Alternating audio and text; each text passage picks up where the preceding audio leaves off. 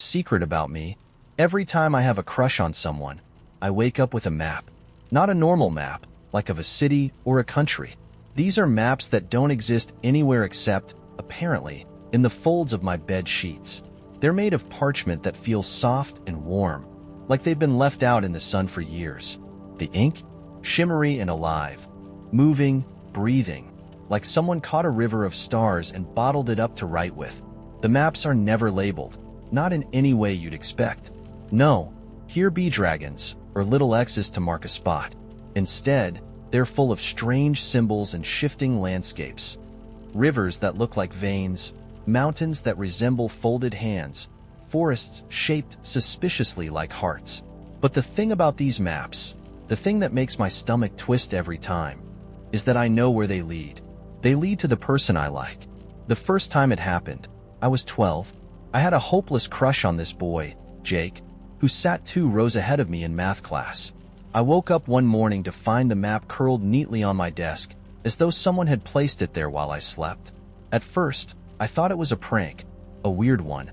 Sure, but I was 12 and anything felt possible. But then I saw it. A faint path that pulsed gently across the parchment, like it was alive. It started from the edge of the map and curled its way around a series of swirls and hills, straight to a sketch that looked uncannily like Jake's backpack. The worn straps, the exact stickers on the side pocket, drawn perfectly. I didn't follow it, of course. I was terrified. Terrified of what it meant, terrified of what I'd find if I reached the end. So I shoved the map into my dresser drawer and tried to ignore it. But here's the thing about the maps: they don't like being ignored.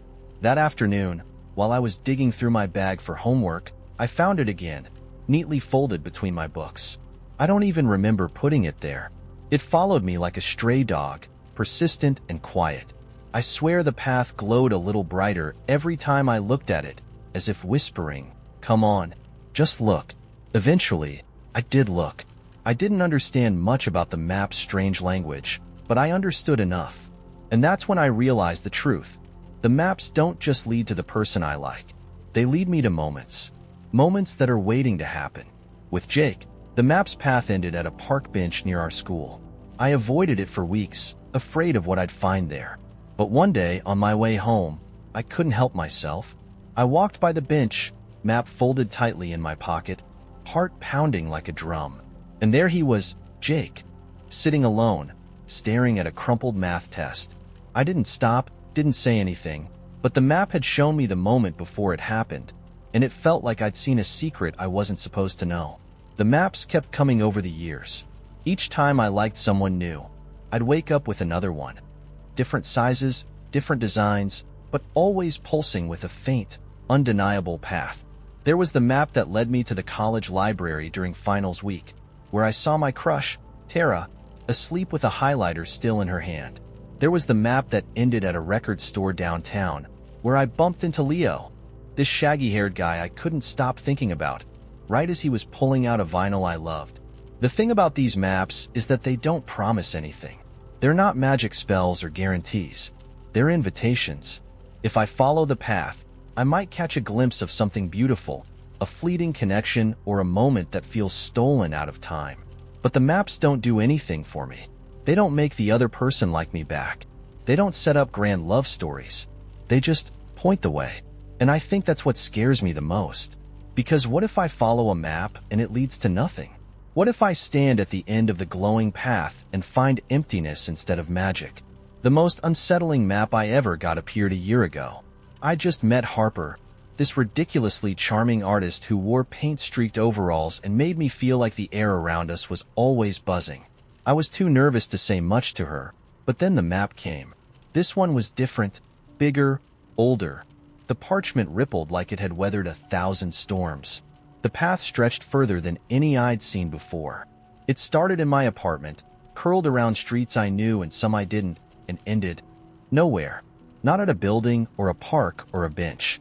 Just a blank spot on the map, an empty space surrounded by glowing ink. I stared at it for days, trying to figure out what it meant. I spread it across my kitchen table, traced the path over and over, whispering, "Where are you taking me?" But the map refused to explain itself. Eventually, I couldn't take it anymore. I followed it. It led me through streets I didn't recognize, under bridges, through quiet alleyways I'd never noticed before.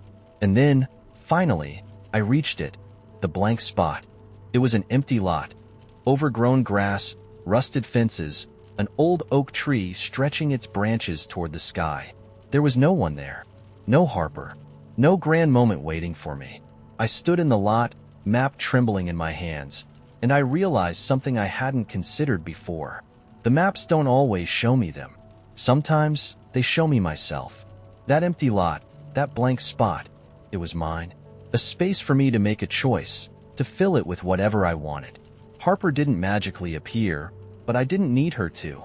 I sat under the oak tree, feeling the cool wind on my face, and I understood. The maps are about more than other people. They're about the paths I take, the moments I choose to see, and the ways I let myself be brave. Now, whenever a map appears, I don't hesitate. I follow it. I don't always know what I'll find at the end, but I'm learning to trust that whatever's waiting is something I'm meant to see.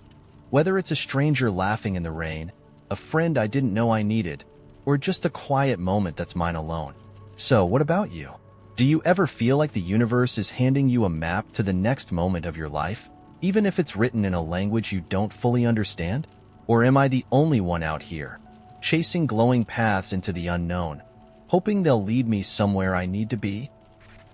I swear I only looked away for a second. I was in my kitchen, boiling pasta. Nothing special, just one of those throw it in the pot and forget about it meals. The water was bubbling. I was scrolling through my phone, and then, without thinking, I glanced out the window. There was a man standing in my backyard. At first, I thought maybe it was one of the neighbors. It's not unheard of for Mr. Carver next door to accidentally wander onto someone else's lawn. But the moment I looked at him, I realized something was wrong. He was too still, too stiff, like he'd been glued into place. He was tall, unnaturally tall, and he wore an old-fashioned suit that looked like it belonged to someone's great-grandfather. The fabric was gray, a little tattered at the edges, and he had a bowler hat tilted low over his face. That was the thing that got me. I couldn't see his face, not because it was dark out, but because where his face should have been, there was just nothing, like someone had erased it. I froze. My hand tightened around my phone as I stared at him. He didn't move. He just stood there, facing the house. And then, slowly, he raised one arm. He pointed at me. No. I turned around and bolted out of the kitchen. Forget the pasta. Forget the window. I grabbed my car keys and decided that now was a fantastic time to go anywhere else. I was halfway to the door when I heard the sound. Thud. It came from the back door, the one leading to the yard. Thud. Thud. I didn't want to look, but of course I did. The man was at the glass door now, right up against it. His faceless head tilted down to where I was crouched, watching him. The glass didn't even fog up where his face was, like he wasn't breathing at all. The thudding sound? That was his hand. He was knocking. 3 sharp taps on the glass. Thud. Thud. Thud. I stared at him, my heart hammering in my chest. My brain was racing, trying to make sense of what I was seeing. Who are you? I whispered, though I knew he couldn't hear me. He tilted his head even further, the way a puppet might when its strings are pulled. Then, very slowly, he reached up with his other hand, his free hand, and lifted something into view. It was a piece of paper held against the glass. Written on it in shaky, uneven letters were the words, "Let me in." I stumbled backward, nearly tripping over my own feet. "Nope," I said aloud, because apparently when I'm terrified, I talk to myself like a lunatic. I grabbed my phone, fumbling to call the police, but when I looked back, he was gone. The backyard was empty. I stood there for a long moment, phone still shaking in my hands. My mind tried to convince me it was nothing. A prank, maybe, someone messing with me. But when I edged closer to the glass door and peered outside, I noticed something on the ground. The piece of paper. It was still there, fluttering faintly in the breeze. I didn't go outside to grab it. I didn't even open the door. I just backed away and locked every lock I had. Deadbolt, chain, you name it. I told myself I was imagining things. But that night, I couldn't sleep. Every sound made me jump, every creak of the house, every rustle of wind against the windows. Around 3 a.m., when I'd finally started to drift off, I heard it again. Thud, thud, thud. I sat up so fast I nearly gave myself whiplash. The knocking was louder now, insistent, coming from the front door. I didn't want to check. I knew who it would be, but I couldn't help myself. I crept down the hallway, my socks silent on the floor, and peeked through the peephole. The man was standing on the porch. His hat was tilted low, hiding his faceless head, but I could see his suit more clearly now. The fabric was worn and frayed, and it looked damp, like he'd been standing in the rain for hours. He wasn't knocking anymore. He was just standing there, still as a statue. And then, without warning, he moved. His head snapped up, like he'd heard me breathing. Slowly, he lifted his hand and pressed it against the door. I could see his fingers through the peephole, long and pale, each one ending in a sharp point. He held up another piece of paper. This one said, "Don't look away." I stumbled back from the door, my breath coming in short gasps. My mind screamed at me to leave the house, to run, but my legs wouldn't move. The knocking started again. Thud, thud, thud. It didn't stop. It didn't speed up or slow down. Just a steady, unrelenting rhythm that followed me as I backed into the living room. I sank onto the couch, curling my knees to my chest, my eyes darting from window to window. I stayed there for hours, shaking, as the knocking continued. At some point, it stopped. When the sun finally came up, I crept to the door and looked through the peephole again. The porch was empty, but there was another piece of paper, taped to the outside of the door this time. I didn't want to open it. I really didn't want to open it, but I had to know. I unlocked the deadbolt with trembling hands, cracked the door just enough to grab the note, and slammed it shut again. I unfolded the paper, my stomach twisting into knots. It said, "See you tonight." That was 3 days ago. I haven't left the house since. I've covered every window, locked every door. I haven't turned off a single light, because I swear the shadows are getting longer. Sometimes, late at night, I hear it. Thud, thud, thud. I don't look anymore. I don't want to see him, but somehow, I know he's still there. And worse, I know he's waiting. So if you ever hear knocking at your door late at night, and you know you're not expecting anyone, do yourself a favor. Don't look, and whatever you do, don't let him in. The first time I met Sylvie, she was trying to catch the moon in a mason jar. It was well past midnight, and I was walking home through the park after a long shift. I wasn't in the mood for weirdness. I just wanted to collapse into bed and forget the world existed. But as I rounded the path near the lake, I saw her. She was standing ankle-deep in the water, balancing on one foot like some kind of enchanted stork, holding a mason jar up to the sky with both hands. Her face was turned upward, her dark hair wild around her shoulders, and her eyes were fixed on the moon, huge, silver, and staring right back at her from its place above the horizon. "What are you doing?" I called before I could stop myself. Her head snapped down toward me like I'd broken some ancient spell. She blinked, almost startled, and then smiled, wide and unembarrassed. "Catching it? Catching the moon?" "Yes." She swirled the jar, as if that explained everything. "It's being difficult tonight." I stared at her, unsure whether to laugh or call someone. She was drenched up to her calves, her jeans rolled to her knees, and there was mud streaked up her shins like war paint. She looked like she'd wandered out of a dream, or maybe a fairy tale. "And what exactly are you going to do with the moon once you've caught it?" I asked. Sylvie tilted her head, considering the question like it was perfectly reasonable. "Oh, I don't know yet. I just want to see if I can. Is this a regular hobby for you?" "Only when the moon's big enough," she said seriously. "You can't catch it when it's a sliver. It slips right through." There was no irony in her voice, no trace of self-consciousness. She believed every word she said, or at least she said it like she did. And for some inexplicable reason, I believed her, too, just a little. "Has it worked before?" I asked. "Not yet," she admitted, and then grinned, sharp and unbothered. "But that's never stopped me." The absurdity of the moment pressed against my exhaustion until I laughed. A short, surprised sound that felt like it had been bottled up for weeks. Sylvie's grin softened when she heard it, and she gestured at the water. You could help, you know. The moon likes an audience. Pass, I said, holding up my hands. My shoes aren't moonproof. Your loss.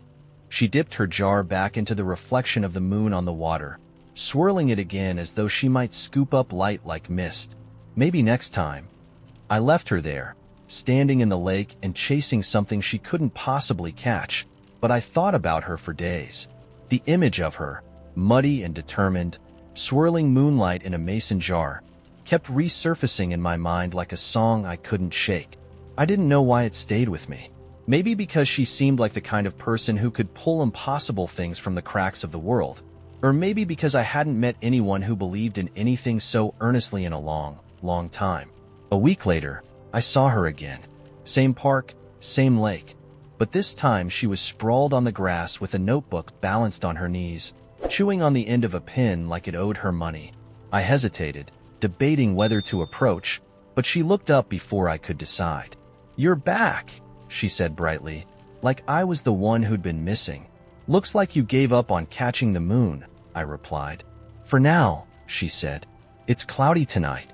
The moon's too clever for me. She shut her notebook and patted the grass beside her. Sit. I promise not to drag you into the water. Against all better judgment, I sat. What were you writing? I asked after a beat.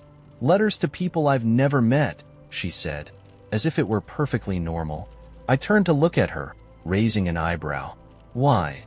Because sometimes the world feels too small, she said, shrugging. It helps to send words out into the universe. Like planting seeds in places you'll never visit. What do you write about? Anything. Everything. Today, it was a letter to whoever lives in the last house at the edge of the world. I told them they should come visit someday and bring me a map of all the places I haven't been. I shook my head, half in disbelief. You know they'll never read it, right? She gave me a look, sharp and challenging. How do you know that? I mean, because they don't exist? Neither does catching the moon, she said, grinning. And yet, here I am. Sylvie had this way of saying things, impossible, ridiculous things, that made them sound like they could be true if you just squinted at reality hard enough. She filled silence with stories and questions that didn't have answers, like what clouds would taste like if you could eat them or whether stars ever got lonely in the vastness of space. She told me once, as we lay side by side on the grass watching airplanes carve silver streaks across the night sky, that she didn't believe in staying put. The world's too big for that, she said softly. I don't want to stop moving until I've seen as much of it as I can. What happens when you've seen it all? I asked. She laughed, shaking her head. That's the trick. You never do. There's always another corner, another story, another impossible thing to try. She was maddening and magical in equal measure, like a character who'd wandered out of someone else's dream. She painted murals on abandoned buildings and left chalk messages on sidewalks that no one else seemed to notice but me. Little riddles, little reminders to look closer or follow the light. She'd show up at odd hours with jars of wildflowers she claimed she'd stolen from empty fields, or tell me she'd spent the morning leaving breadcrumbs in the woods, just in case someone needed a way home. Then one day, she was gone. I went to the park, but there was no Sylvie, no notebook, no jar of moonlight waiting for her return. I checked every day for a week, just in case she decided to reappear. But all I found was the lake, quiet and still, reflecting the sky without anyone there to disturb it. A month later, a postcard arrived in my mailbox. It had no stamp, no return address, just a messy scrawl that I recognized instantly. I found a place where the clouds taste like rain and the stars hum when you're quiet enough. I'll save you a spot. Look for me where the moon's brightest. S. I kept that postcard on my fridge, pinned there like a secret. I don't know where Sylvie went or whether she ever caught the moon in her mason jar, but sometimes, when the night is clear and the moon hangs low and fat in the sky, I stand by the lake and look at its reflection in the water. I think of her voice, her laughter, her stubborn belief in impossible things. And once in a while, when no one's watching, I dip an empty jar into the water and swirl it around, just to see what might happen. Have you ever met someone who made the world feel bigger, stranger, and more alive? Like maybe magic wasn't something you outgrew? It began with a sound, soft, distant, like someone tapping a spoon against a glass. I was sitting in my apartment, in that weird twilight between late evening and true night, where the air feels heavier and the world seems to hold its breath. I thought nothing of it at first. I live alone in a creaky building, where pipes groan and walls whisper. Strange noises are part of the rent. But then I heard it again. Tap, tap, tap. Deliberate, rhythmic, coming from the kitchen. I froze. I don't know about you, but when I hear noises I can't explain, I have two options. One, ignore it entirely and pretend my life isn't about to become a horror movie. Or two, investigate and regret every decision that brought me to this moment. I chose option two. I grabbed the closest weapon I could find, a sad, half-empty bottle of sparkling water, and crept toward the kitchen. As I rounded the corner, I flicked on the light. The tapping stopped immediately, like whoever, or whatever, had been doing it didn't want to be seen. I stood there, holding my breath, scanning the room. Everything was exactly where it should be. The mismatched coffee mugs, the bowl of bananas that were very quickly turning into banana bread candidates, the sink full of dishes I'd been avoiding. And then I saw it. The spoon. It was standing upright in a coffee cup. Standing, balanced perfectly on its rounded tip, as if gravity had taken the night off. I blinked. The spoon didn't move. That's not possible, I whispered, as if the spoon cared about my logic. I edged closer and poked it lightly with my finger. It wobbled, tipped over, and clattered onto the counter. For a moment, the kitchen was silent again. Just me and the spoon and the hum of the refrigerator. I let out a shaky breath, muttered something about getting more sleep, and turned off the light. But as I walked away, I heard it again. Tap, tap, tap. This time, it was louder. I whipped around, flipped the light back on, and there it was, the spoon, back in the cup, standing on its tip like a defiant little acrobat. I felt my heart lurch in my chest. All right, I said, because apparently I talk to spoons now. What's going on? The spoon didn't answer, of course. It's a spoon. But as I stood there, I noticed something else. The coffee cup it was standing in wasn't one of mine. It was an old ceramic mug I didn't recognize, chipped around the edges, with faded cursive writing that said, "Help yourself." I picked it up carefully. It felt warm. I don't mean coffee warm. I mean alive warm. Like it had been sitting next to a fire, soaking up heat. My skin prickled, and somewhere in the back of my mind, a voice whispered, "Put it down. Leave it alone." But I didn't. Because if there's one thing I've learned about myself, it's that curiosity will always win over self-preservation. I dumped the spoon onto the counter, held the mug up to eye level, and peered inside. At first, it looked empty, just the smooth, dark ceramic bottom. But then, something moved. A shimmer, like ripples on water, followed by the faintest whisper of words I couldn't quite catch. I put the mug down so fast I nearly dropped it. "Nope," I said, stepping back. "Nope, nope, nope."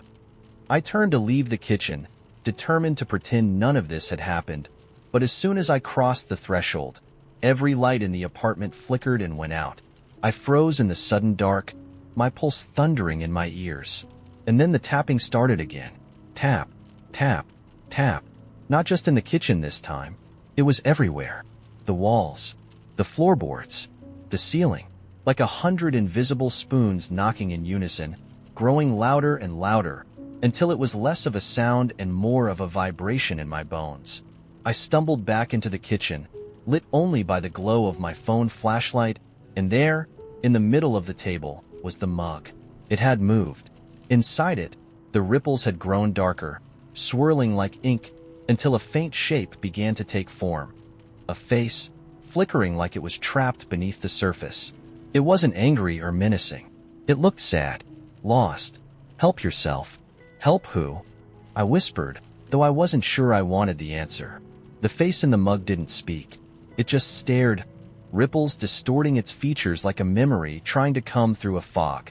I don't know what made me do it, but I reached for the spoon. It felt cold in my hand now, heavy, like it was suddenly important. I hesitated for only a moment before plunging the spoon into the mug. The lights exploded back on. I blinked against the sudden brightness, heart hammering in my chest. The mug was still on the table, but the face was gone. The ripples had vanished. The spoon sat perfectly still inside it, ordinary again. The tapping had stopped. For a long time, I didn't move. I just stood there, staring at the mug, waiting for something, anything, to happen. But nothing did. The kitchen was silent, calm, as if it had been holding its breath along with me. Eventually, I picked up the mug one last time and turned it over. There, etched faintly on the bottom, were 4 words I hadn't noticed before. Thank you for listening. I don't know who or what I helped that night. I don't know how long that mug had been waiting for someone to hear it, or what would have happened if I hadn't. All I know is that I washed it carefully, placed it on the highest shelf in my kitchen, and haven't touched it since. Sometimes, late at night, I still hear tapping. Not often, and not loud, just a faint tap. Tap, tap, like a reminder. Like someone saying, I'm still here. And you know what? That's fine. Some things are meant to stay mysteries. So, tell me, have you ever found something that didn't feel ordinary? Something that felt like it was waiting for you? Or am I the only one who's out here, losing sleep over spoons and mugs? I found the first coin on a Thursday. It wasn't special, just a tarnished copper thing lying face up in the middle of my kitchen floor. I'd lived alone for years and didn't carry cash, so its appearance made no sense. I picked it up, examined the faded imprint of a bird on one side and a small, cryptic symbol on the other. A spiral with 3 dots tucked into its curve. I pocketed it and figured I'd somehow tracked it in from outside. That night, as I brushed my teeth, I heard a faint clink in the hallway. Another coin. Same size, same bird, same symbol. I frowned, half expecting to find someone in my apartment playing a trick on me. But there was no one. I locked my door extra tight and told myself not to overthink it.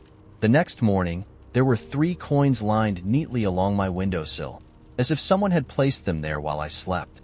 By now, they weren't just curious, they felt deliberate. I picked one up and rubbed my thumb over the bird. It was rough, slightly raised, like the engravings on old currency.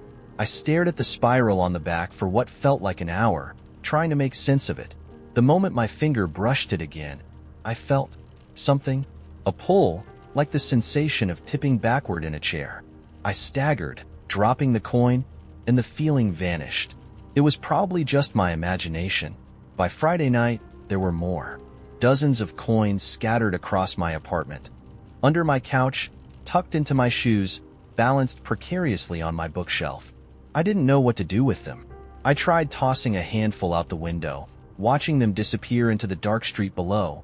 But when I turned around, there they were again, piled on my kitchen counter like they'd never left. I sat down, staring at them. What do you want? I muttered, half expecting the coins to answer. Instead, I heard a noise, soft and rhythmic, coming from the pipes. Clink, clink, clink. I pressed my ear to the wall, my heart pounding. The noise was coming from inside. Something, was tapping gently on the other side. I grabbed a hammer from my tool drawer and smashed a small hole into the wall where the sound was loudest. Dust crumbled, exposing the space between my walls, and there, glinting faintly in the shadows, was a narrow tunnel lined with coins. The bird and the spiral gleamed in the dim light, stacked and pressed together like scales on the body of a serpent. Logic should have told me to run, but curiosity gnawed at me. I slipped through the hole, crouching low as I crawled into the tunnel. The coins clinked softly beneath my hands and knees.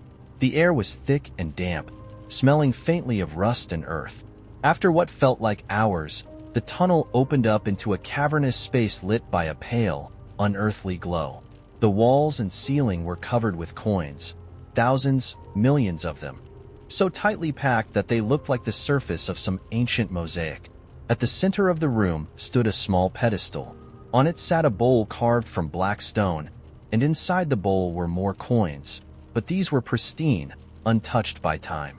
I reached toward one, hesitating, and that's when I noticed him. A figure sat cross-legged at the far edge of the cavern, staring into the darkness. He looked as though he'd been sitting there for years, his clothes old and threadbare, his posture unnaturally still, his head tilted slightly, and I realized he was listening, as though waiting for something. I cleared my throat, my voice small. "Hello?" He turned toward me, and I froze. His face was obscured by a mask made entirely of coins, melted and fused together to form something grotesque and expressionless. The bird insignia was stamped into where his eyes should have been, the spiral pressed into his forehead. He stood slowly, the sound of coins shifting and falling echoing through the cavern.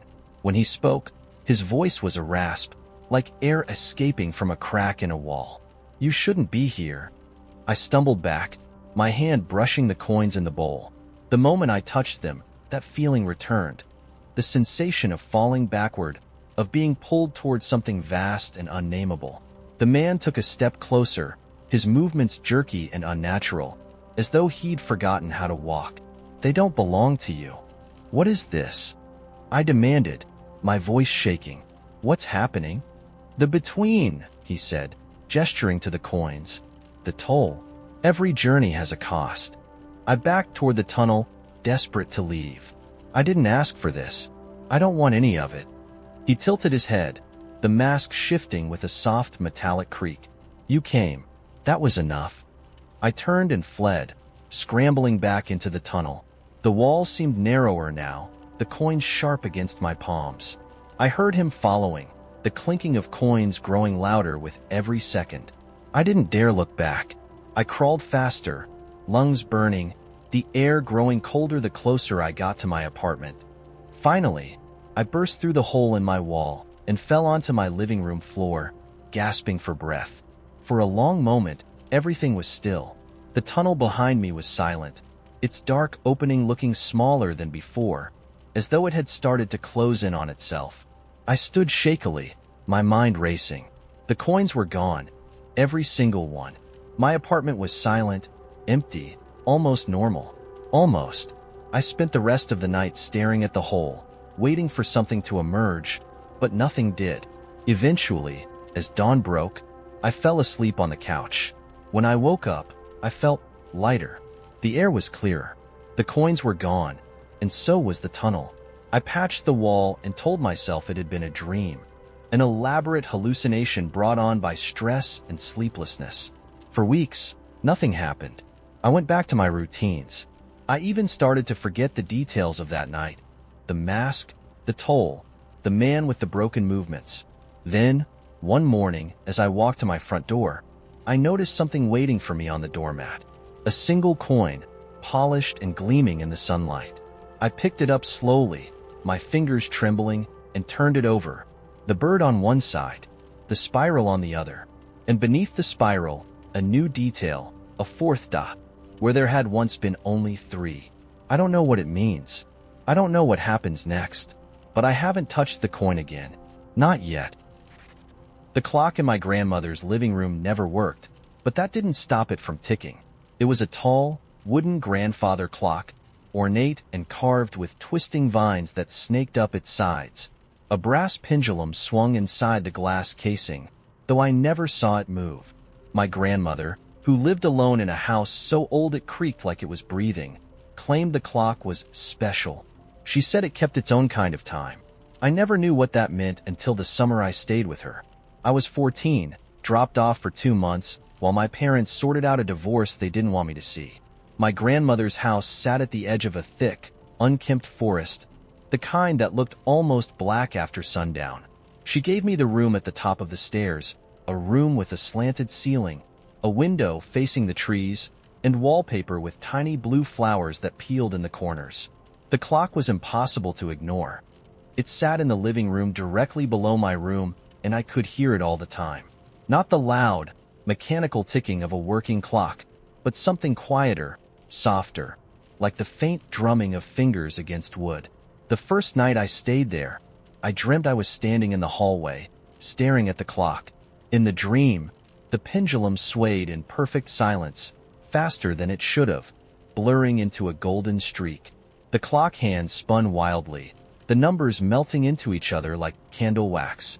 Then, From somewhere deep inside the clock, I heard it, a whisper, faint and drawn out, calling my name. Oliver. I woke up in my bed with the sheets tangled around me and the whisper still echoing in my ears. The next morning at breakfast, I asked my grandmother why she kept a broken clock in her living room. She stirred her tea, her wrinkled hands steady and deliberate. "It's not broken," she said. "It just doesn't work for people like us." I frowned. "What does that mean?" She smiled but didn't answer, as if the explanation was something I wasn't ready to hear. "Don't play with it, Oliver," she said, her voice soft but firm. "No matter what." I hadn't planned on playing with a clock, but the way she said it made me feel like I'd already broken some unspoken rule. That night, I heard it again. The whisper. I woke up at exactly 3:07 a.m., sitting upright before I realized I was awake. The room felt heavy, the kind of stillness that presses against your skin like a damp cloth. The clock was louder now, not ticking, humming. It was low and constant, like the sound a beehive makes when you're close enough to feel it. I crept downstairs, not sure why I was doing it, only that it felt inevitable. The living room was bathed in a soft blue light from the moon outside, and the clock stood there, waiting.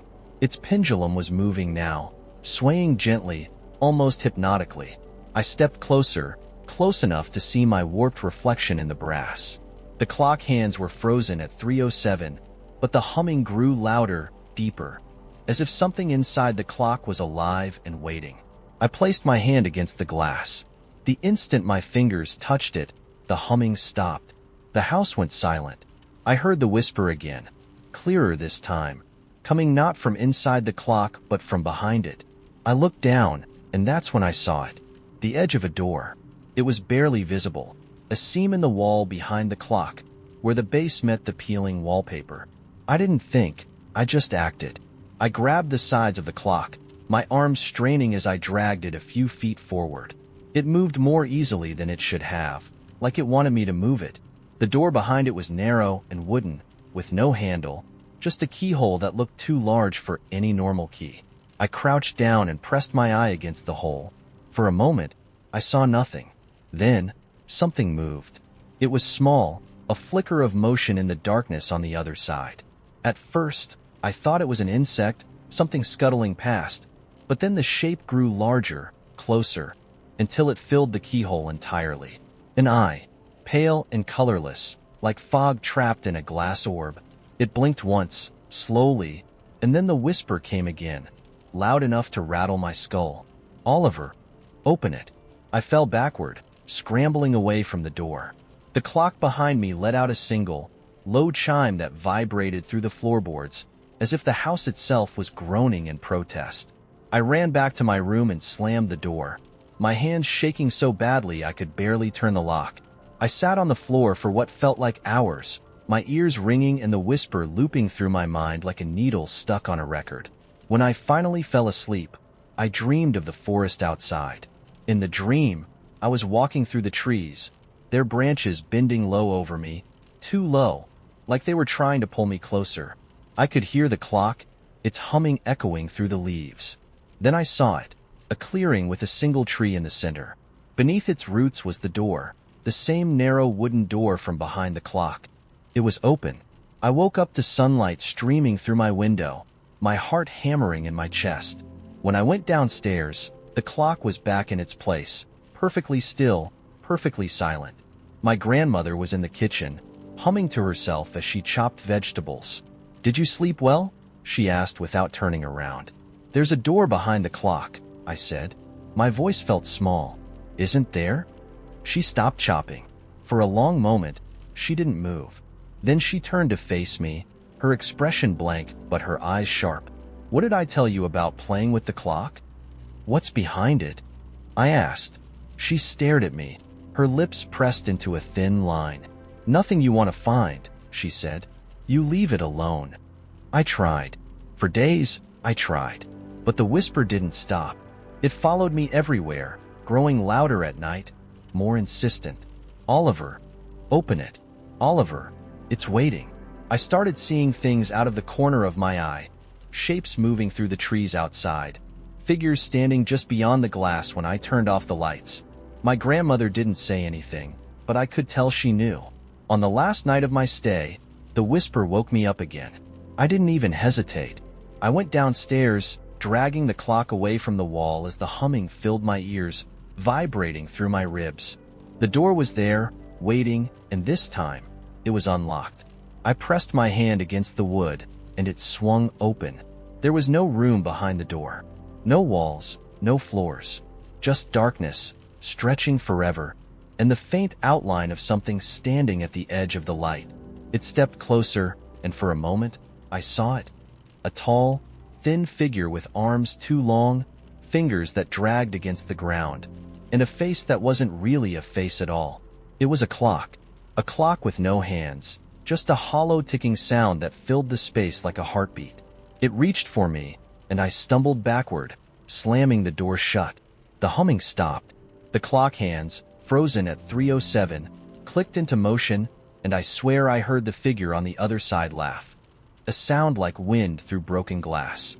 The next morning, my grandmother didn't say a word as I packed my bags. Before I left, I glanced at the clock one last time. It was quiet now, the pendulum still. But as I turned to leave, I noticed the faint outline of fingerprints on the glass. My fingerprints. I don't know what I let out that night, or if I let anything out at all. But sometimes, in the middle of the night, I'll wake up and hear it again. A low humming sound, distant but growing closer, and the quiet, familiar whisper of my name. The rain hadn't stopped for 7 days. It fell in relentless sheets, cold and heavy, turning streets into rivers and fields into swamps. The sky stayed gray as slate, and the sun hadn't shown its face in a week. People stopped checking the forecast. They just knew the rain wouldn't stop. No one said it out loud, but everyone felt it. This wasn't normal. It wasn't just weather. The air felt thicker somehow, like the world itself was holding its breath. People whispered that it had something to do with the well. The well had always been there, sitting in the middle of the forest just past the edge of town, overgrown with moss and ivy, its stones slick with moisture. It had been there so long that no one remembered who built it. Kids told stories about it, daring each other to peer over the edge. Some said it went so deep you couldn't hear a rock hit the bottom. Others said if you listened closely, you could hear voices calling up from the dark. And then there were the old stories, the ones the grown-ups muttered after too many drinks, that the well was a door to somewhere else. For years, no one had bothered the well. It was just another forgotten thing in a town full of forgotten things. But that was before Anna fell in. She had been playing with her friends, running through the woods as the sun sank low behind the trees. Her brother, Lucas, had been with her. He was 12, only a year older, but he'd always been the cautious one, the one who hung back while Anna charged forward. When they reached the clearing where the well stood, the others stopped, but not Anna. She'd climbed up onto the edge, laughing as she balanced on the slick stones. Lucas shouted at her to get down, his voice sharp with panic. He said she slipped, but no one really saw it happen. 1 second she was there, and the next, she was gone. By the time the others got back to town, it was too dark to send a search party. The woods were dangerous at night, full of roots and holes that could swallow you whole. The sheriff told Lucas it wasn't his fault, but Lucas didn't believe him. He couldn't forget the sound the well had made when Anna fell, the silence after her scream, as if the darkness had swallowed the noise, too. They searched the well the next morning, lowering ropes with flashlights and shouting her name until their voices were hoarse. The ropes came back wet and empty. The well didn't give her back. The rain started the next day. Lucas stopped speaking after Anna disappeared. He sat in his room, staring at the window as the rain trickled down the glass in endless streams. His parents didn't know what to do with him. They spoke in low voices late at night, arguing about therapists and moving away. Lucas didn't care. The house felt empty without Anna. The world felt empty without Anna. But sometimes, late at night when the rain was loudest, he thought he heard her. A faint voice, somewhere between the pounding of water on the roof and the distant rumble of thunder. It was calling his name. On the 7th night of rain, Lucas couldn't take it anymore. He pulled on his boots, grabbed a flashlight, and slipped out the back door while his parents argued in the kitchen. The rain soaked through his jacket within minutes, cold and heavy, but he didn't care. The forest looked different at night, the trees bending like they were leaning closer to listen. Roots pushed up from the ground, slick and twisted, trying to trip him as he ran. The sound of the rain was deafening, but through it all, he could hear the voice. It wasn't a whisper anymore. It was clear. Anna was calling his name. The clearing looked smaller than Lucas remembered. The well sat in the middle like a mouth, its stones slick with rain, the ivy hanging limp and blackened. The water pooled around its base, forming a dark mirror that reflected the sky, though Lucas could see no stars. He shone the flashlight over the edge, but the beam barely pierced the darkness below. The voice grew louder. "Lucas," it called, soft and lilting. It didn't sound quite like Anna, but it was close enough to make his chest ache. "Lucas, I'm here." He leaned over the edge, the flashlight trembling in his hand. "Anna, help me," the voice said. "It's so dark." He dropped to his knees, his fingers digging into the moss-covered stones as he peered deeper. The voice was coming from far below, but it didn't sound distant.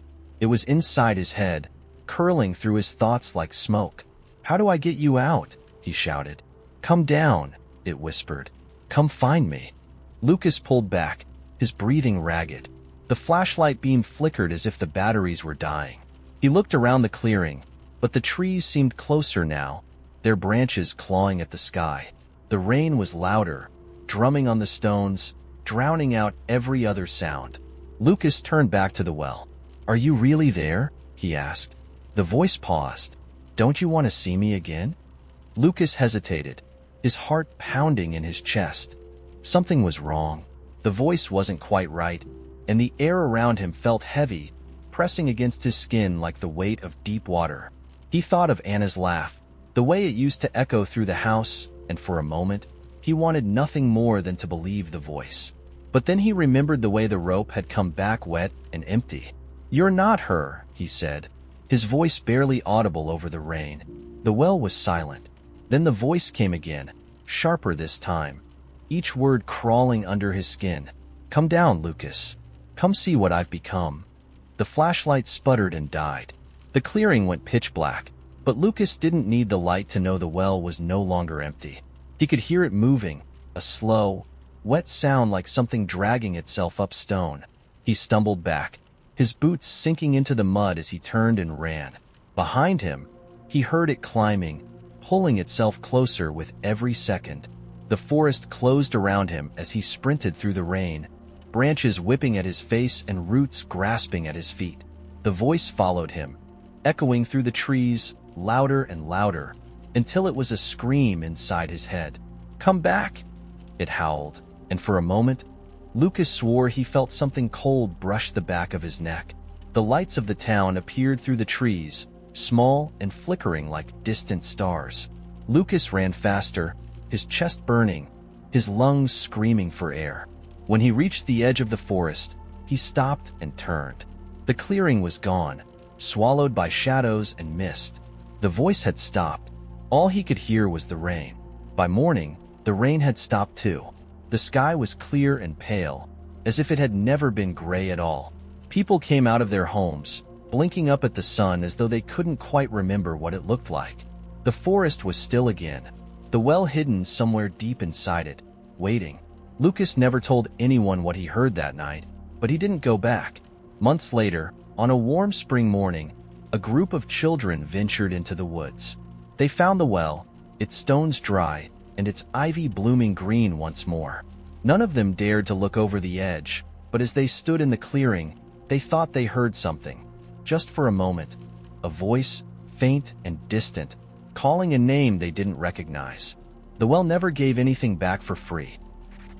I found it on the third day of my new job.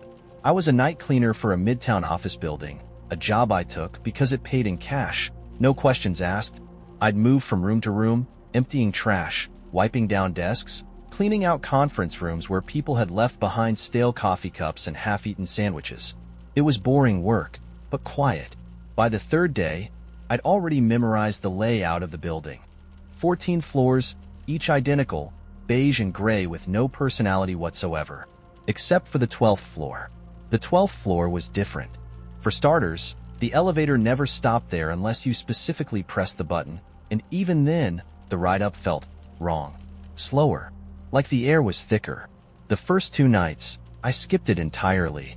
No one had mentioned it to me, and the few lights I could see from behind the frosted glass panels always seemed dim, like they were struggling to stay on. It was none of my business, so I ignored it. But on the 3rd night, I had no choice. My supervisor, a guy named Hal who looked perpetually annoyed, told me to stop being lazy. "Gotta hit every floor, kid," he grunted, handing me a bucket and mop. 12th floor's the same as all the rest. Don't let the spooks get to you. He laughed at that, like it was a joke I was supposed to be in on, and walked off. I didn't want to go up there, but I didn't want to lose the job either. So I stepped into the elevator, hit 12, and held my breath as the doors slid shut. The ride took longer than it should have. I watched the glowing numbers above the door, 9, 10, 11. And then the elevator stopped. The number 12 lit up, but the doors didn't open. I jabbed the door open button with my thumb. Nothing. I hit it again harder. The doors shuddered, like they were stuck, and then finally slid apart with a sound like metal scraping on metal. The lights in the hallway flickered. It wasn't completely dark, more like twilight, with the overhead fluorescence buzzing faintly, struggling to stay alive. I stepped out of the elevator, the wheels of my mop bucket squeaking too loudly against the tile. The 12th floor was colder than the others, enough that I could see my breath. The hallway stretched out in both directions, and for a moment, I wasn't sure which way to go. Then I heard it, a faint sound, like whispering, coming from somewhere deeper in the floor. "Hello?" I called out, even though I immediately regretted it. My voice echoed down the empty hallway, and the whispering stopped. I rolled the mop bucket forward, pretending to focus on my job, though my hands were shaking so hard I could barely grip the handle. I picked a random door and pushed it open. It was a conference room, identical to the others in the building. Long table, rolling chairs, empty whiteboard. But something felt off. I looked closer and realized the chairs weren't facing the table. They were all turned toward the door. Toward me. I backed out quickly, shutting the door behind me. The whispering started again, louder this time, coming from somewhere to the left. It wasn't like any whispering I'd ever heard. It wasn't words, exactly, just this low, constant sound, like dozens of voices murmuring over each other. I rolled the bucket down the hall, the wheels catching on the cracked tile, and stopped outside another door. The whispering was coming from inside. I don't know why I did it, but I put my ear to the door. The sound was clearer now, sharp, chattering whispers that didn't stop. My blood turned to ice. It almost sounded like they were saying my name. I stepped back, heart pounding, and bumped into something behind me. I spun around, my mop falling to the floor with a crash. It was just the water fountain. For a moment, I laughed shakily, feeling stupid, but then I looked down. There was something on the floor beneath the fountain, a wet smear, like someone had dragged something heavy across the tiles. The smear led down the hall, disappearing around a corner.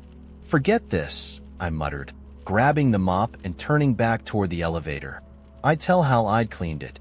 He wouldn't check. I'd be off this floor and out of this building in 10 minutes flat. But when I got back to the elevator, the doors were closed. The call button was dark. I hit it, then hit it again. Nothing. The whispering started up behind me. Slowly, I turned around. The hallway stretched out, dark and endless, and the whispering was louder now, coming from all directions. It grew sharper, frantic, until it wasn't whispering at all. It was screaming. The lights above me buzzed and went out, plunging the hallway into darkness. I backed up until I hit the elevator doors, slamming my fists against them. Come on, come on, come on. Ding. The doors opened behind me, and I stumbled backward into the elevator. I jammed my finger against the lobby button over and over until the doors slid shut. The last thing I saw before they closed completely was the hallway. In the darkness, there were shapes, figures, standing just beyond the edge of the light, dozens of them, their heads tilted at unnatural angles. Watching me, the elevator lurched and began to move. I pressed my back against the wall, shaking, and watched the numbers tick down. 12, 11, 10. It was too slow. My ears were ringing. I kept hearing the whispering, even though I knew it couldn't be real. The elevator stopped on the 3rd floor. The doors opened, but there was no one there. And then I saw the footprints. Wet, smeared footprints, leading from the hallway into the elevator. Toward me. I don't remember the rest of the ride. I think I blacked out. The next thing I knew, I was in the lobby, the elevator doors wide open. I stumbled out into the empty atrium, breathing hard, the whispering finally gone. I quit that night. I left the mop, the bucket, everything. I didn't even tell Hal. I just walked out and never went back. But sometimes, when I pass that building, I see it. The 12th floor. The windows are always dark, but sometimes, just for a second, I see a shape, standing there, watching, and I hear the faintest whisper, my name. The day the fog came, everything changed. It rolled in without warning, silent and thick, like smoke creeping low across the earth. I first saw it from the window of my apartment, just as the morning light began to turn the city gold. The skyline disappeared first. Skyscrapers that once clawed at the heavens were swallowed whole, vanishing into a haze so white it hurt to look at. Within minutes, the streets below were gone, too. Cars honked furiously, their headlights nothing more than weak glimmers in the soup of light. The news said it was a weather anomaly, a localized phenomenon. Stay indoors. Keep your windows shut. Wait for it to clear. But it didn't clear. It didn't move. It stayed. On the 2nd day, the silence came with it. By then, no one could see more than a foot outside their windows, and if you stepped into the fog, the world felt wrong. I tried it once, just to walk a little ways out of my building's lobby. The moment I stepped into the whiteness, the sound disappeared. No cars, no birds, no wind. Even my footsteps made no noise. I waved my hand in front of my face, but it was like moving through thick milk. I couldn't see it, couldn't even feel my own skin. That's when I turned back, running blindly until my hand touched the cold glass of the lobby door. My neighbors stopped going outside after that. By the 3rd day, people started vanishing. The family that lived in the apartment next to mine left to get groceries and never returned. Their car was still parked out front. I could see it, a shadow in the fog. My phone stopped working that day, too. Calls wouldn't go through, messages wouldn't send. The internet held on a little longer, but it was nothing but speculation and panic. The fog was everywhere, in every city, every town. Don't go into it, people warned online. Stay inside. Don't listen to the whispers. I read that line over and over, my stomach twisting. Whispers? I didn't hear anything. Not yet. That night, I dreamed of the fog. In my dream, I stood in the center of a vast, white nothingness. Shapes moved just beyond my vision, slow and purposeful, like predators circling prey. I couldn't see them, but I could hear them. A low murmur of voices, 100 of them overlapping, like a choir singing off-key. One voice rose above the rest, soft and steady, calling my name. It came closer and closer until it was in my ear, and I woke up gasping for air. On the 4th day, the whispers started. At first, I thought I was imagining it. The silence of the fog was so absolute that any sound felt foreign, my own breathing too loud, the creak of my floorboards a scream. But then I heard it, faint, almost gentle, just outside my window. My name, Evelyn. It didn't come all at once. It started like a sigh on the wind, soft and mournful, but it grew louder the longer I ignored it. By sunset, it was constant, echoing through the apartment like a broken record. Evelyn, Evelyn, come out. I moved from room to room, plugging my ears, turning on every light I owned, but nothing drowned it out. My name, over and over again, until it became a part of me, rattling through my bones. The others heard it too. I could tell because I saw them through the fog, silhouettes moving on their balconies, hands pressed to their ears. A man 2 floors down screamed for hours, the sound raw and primal, before it stopped altogether. I tried not to think about what that meant. On the 5th day, the whispers changed. They weren't just calling my name anymore. They were promises. Please, Evelyn, come out. We've been waiting for you. We know you're tired. We can help. I paced my apartment like a caged animal, the voice following me wherever I went. My reflection in the bathroom mirror looked hollow, my eyes sunken and rimmed with shadows. I hadn't slept. I couldn't. Every time I closed my eyes, the voice would find me again. By the 6th day, I was the only one left in the building. I knew because the fog told me so. It whispered things about my neighbors, where they went, what they became. I didn't want to believe it, but when I stood at my window and looked out into the whiteness, I could see them now. Shapes, people, or things that used to be people, standing in the fog, watching me. Their forms were distorted, twisted like shadows cast by a flickering flame, but their eyes were unmistakable. They glowed faintly, pinpricks of pale light that seemed to burn through the haze. They were waiting for me. On the 7th day, I stopped fighting. The whispers were constant now, an endless lullaby that promised peace if I just stepped outside. I sat on the floor by the window, staring out into the void, and felt myself slipping. My thoughts quieter, my body heavy. The world outside the fog felt small and distant, like something I'd only imagined. My grandfather used to say that the forest could call to you, that if you weren't careful, it would take you in and never let you go. I think the fog is like that too. A thing that doesn't belong but was here before we were. Something ancient and hungry. The door to my apartment is open now.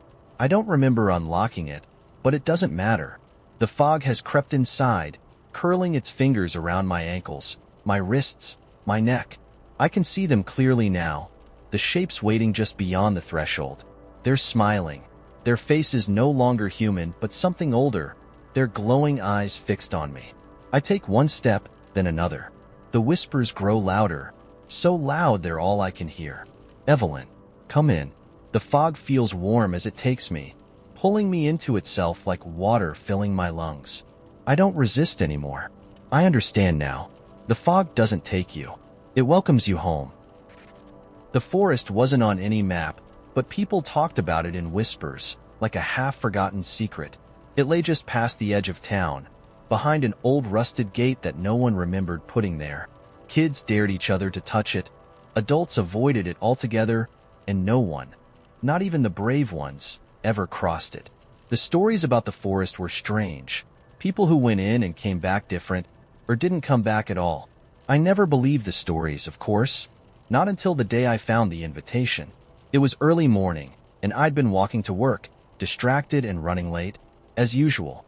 The envelope lay in the middle of the sidewalk, delicate and cream-colored, with my name written in looping black script. The handwriting was so ornate it looked like something from centuries ago, inked with care. I bent down, turning the envelope over in my hands. There was no address, no return information, just my name. Curiosity prickled at me, that strange feeling in my gut that I was standing on the edge of something. When I opened it, there was only a single card inside. You are cordially invited to the gathering. Dusk. The forest gate. That was it. No explanation, no names, no signature. But I could feel the weight of it, as though the card itself was alive. I shoved it into my pocket and told myself it was a prank. Something designed to lure gullible people into making fools of themselves. But the thought of it gnawed at me all day. By the time dusk crept over the town, painting everything in twilight, I found myself standing at the gate. The iron bars were twisted and vine-covered, and up close, they seemed far older than I'd remembered. The lock was broken, had been for years, and the path beyond it was just a narrow dirt trail that disappeared into the trees. The forest was darker than it should have been, as if it drank the last of the light before the sun could touch it. I hesitated at the threshold, my breath hanging in the cold air, and then I stepped inside. The moment my foot crossed the gate, the sounds of the world vanished. No wind, no distant hum of the town, not even the crunch of my own steps. Just silence, thick and heavy, like a blanket thrown over the earth. I looked back to see the gate, but it was gone. Of course it is, I thought bitterly. The path led me deeper into the forest, where the air grew colder and the trees pressed closer together, their branches gnarled like hands reaching for me. I told myself it was all in my head, that forests just feel this way at night. But my skin prickled with a sense that I was being watched. When I turned around, I saw the first lantern.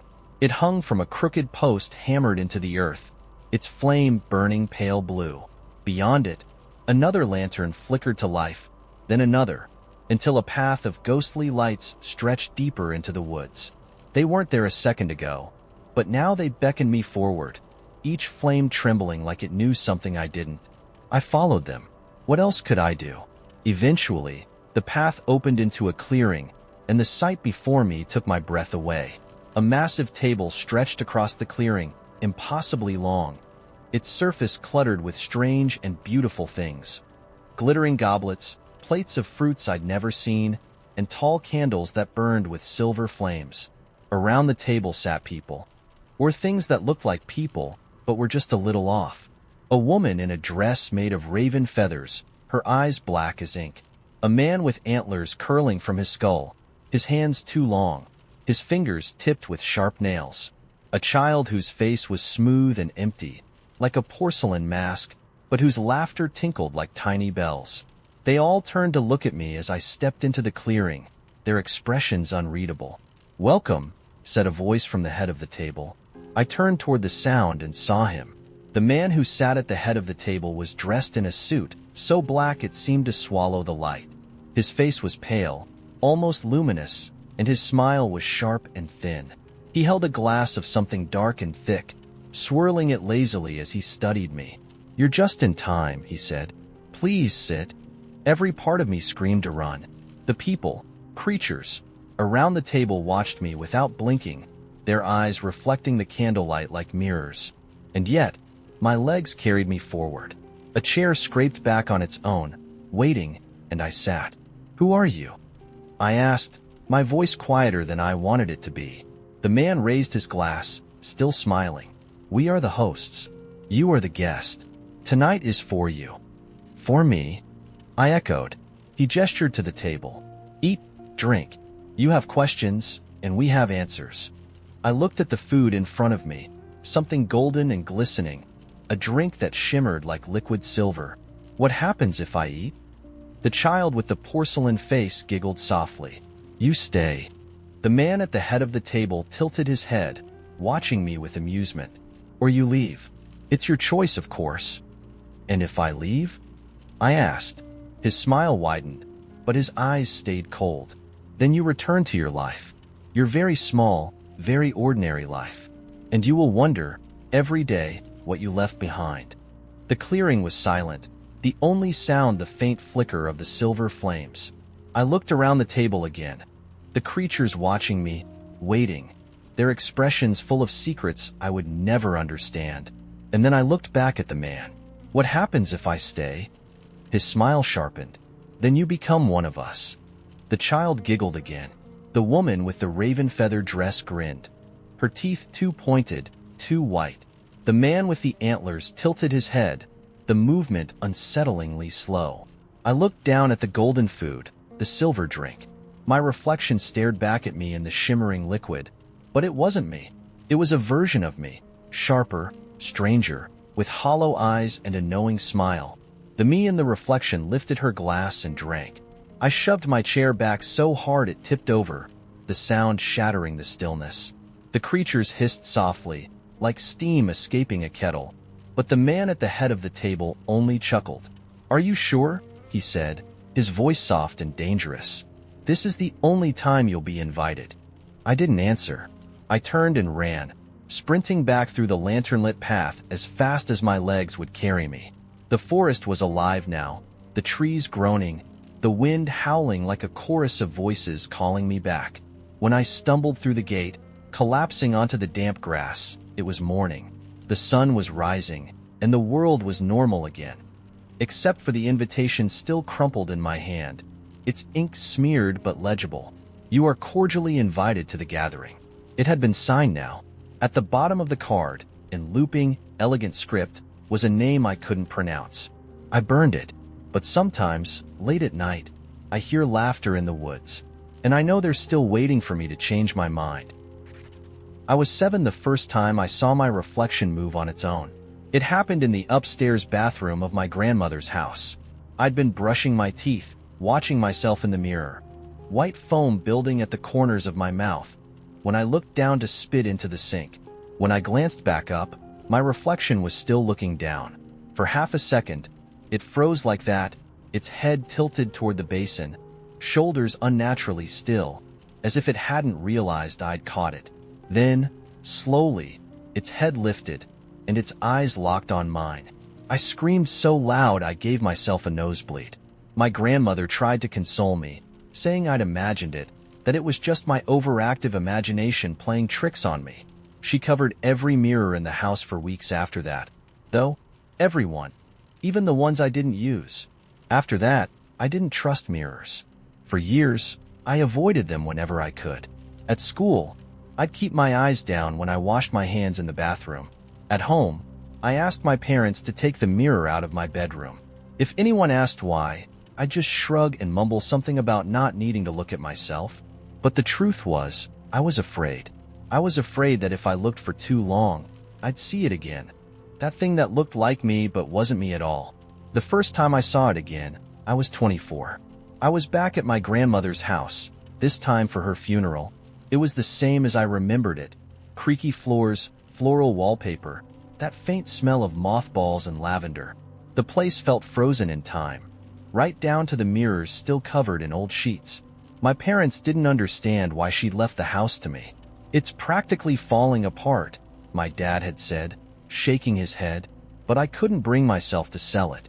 Something about the house felt unfinished, like it was holding its breath, waiting for someone to notice. That night, I wandered the halls with a flashlight, reacquainting myself with the old rooms. I couldn't sleep. I hadn't slept well in days. Grief does strange things to you. Twists the world, makes you hear whispers that aren't there.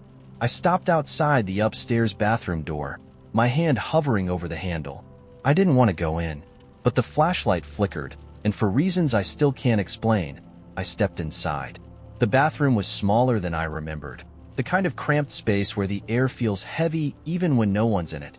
The mirror above the sink was uncovered now, though I didn't remember pulling the sheet down earlier. I stared at it for a moment, feeling that old, familiar unease creeping into my chest. The flashlight sputtered again. Then it went out. For a long, unbearable second, the room was pitch black. I fumbled for my phone, for any light at all, and then the bulb above the sink buzzed to life. The light was dim and yellow, barely strong enough to push back the dark, but it was enough to see my reflection. My breath caught in my throat. At first glance, it was just me. Messy hair, tired eyes, the shadows of sleepless nights etched into my face. But then I noticed it. The little things. The subtle wrongness. My reflection was breathing just a little too slowly. Its chest rose and fell in deliberate, exaggerated motions, like it was mimicking the act rather than doing it naturally. Its eyes were locked on mine, but they weren't my eyes. Something else looked out from behind them, something that felt hungry. I swallowed hard, willing myself to move, to look away, but I couldn't. My reflection tilted its head, the movement slow and jerky, like a marionette on tangled strings. Then it smiled. I didn't. The smile stretched across its face, too wide, showing too many teeth. It lifted its hand, palm flat against the glass, and I felt my own hand twitch involuntarily at my side, as though it wanted to follow. "I've been waiting," it whispered. I stumbled back, knocking into the wall. My heart slammed against my ribs, and the bulb flickered violently overhead. The reflection didn't move, didn't break eye contact. It just stood there, grinning, waiting. For what? I didn't know. I bolted out of the bathroom, slamming the door behind me. I didn't stop running until I was back in my room, shoving a chair under the doorknob and pulling the curtains closed tight. For hours, I sat on the edge of the bed, staring at the crack under the door, waiting to see shadows slip through. The next morning, I went into town and bought paint. Thick, black paint. It took me all day, but I covered every mirror in the house, painted over them until they were nothing but empty, reflective voids. I felt insane, splattering paint across glass, my hands shaking with every stroke. But when I was done, the house felt quieter, like I'd locked something out, or maybe locked it in. The problem was, I couldn't stop seeing my reflection everywhere else. In shop windows, in puddles on the street, in the glossy surface of my phone screen. It was always there, watching, and now it didn't wait for me to notice it. Sometimes it moved first, waving when I wasn't waving, smiling when I wasn't smiling. Once, while brushing my teeth at a friend's apartment, I caught it whispering something under its breath, though I couldn't hear what it was saying. I don't know what it wants. I tried smashing mirrors, but that just made it worse. When the glass shattered, I saw it in every shard, dozens of tiny versions of myself grinning back at me. I don't look at mirrors anymore if I can help it. I avoid my reflection, but it doesn't avoid me. A week ago, I woke up to find my bedroom mirror uncovered. The black paint had been scraped away in long, deliberate strokes, as though something had clawed it clean. I didn't see myself in the glass. I saw it, standing in a room that wasn't mine, staring at me with those hollow, hungry eyes. "I'm almost through," it whispered, its voice muffled like it was speaking through a wall. That was the last night I slept. Now, I can feel it. It's closer. Sometimes I catch glimpses of it in my peripheral vision, just behind me, its face stretched into that awful grin. I don't know how much time I have left. I'm writing this because I think it wants to come through. I think the mirrors are its doors, and I've been keeping them closed, keeping it locked out. But I'm getting tired. My body's breaking down. I don't know how much longer I can keep avoiding my own face. If you ever see your reflection move when you don't, leave the mirror. Leave the room. Leave the house if you can. Because once it notices you, it doesn't stop. It wants to switch places. And I think it's almost my turn. When I woke up, there was a black feather lying on my chest. It wasn't mine, obviously. I don't keep birds, and it wasn't exactly the type of feather you'd find outside, either. This one was impossibly sleek and smooth, as though it had been carved from shadows. It seemed to drink in the light around it, edges shimmering faintly like oil on water. I sat up and stared at it, holding it between my fingers. It was cold to the touch. Not just cool, cold, like it had been plucked from something ancient and frozen. As I turned it over, I realized there were faint words inscribed along the shaft, too small to read. The moment I squinted at them, the feather twitched. It quivered, as though alive, and then before I could even drop it, it pulled. I didn't mean to scream, but I did. It was like being yanked by an invisible hook straight through my chest.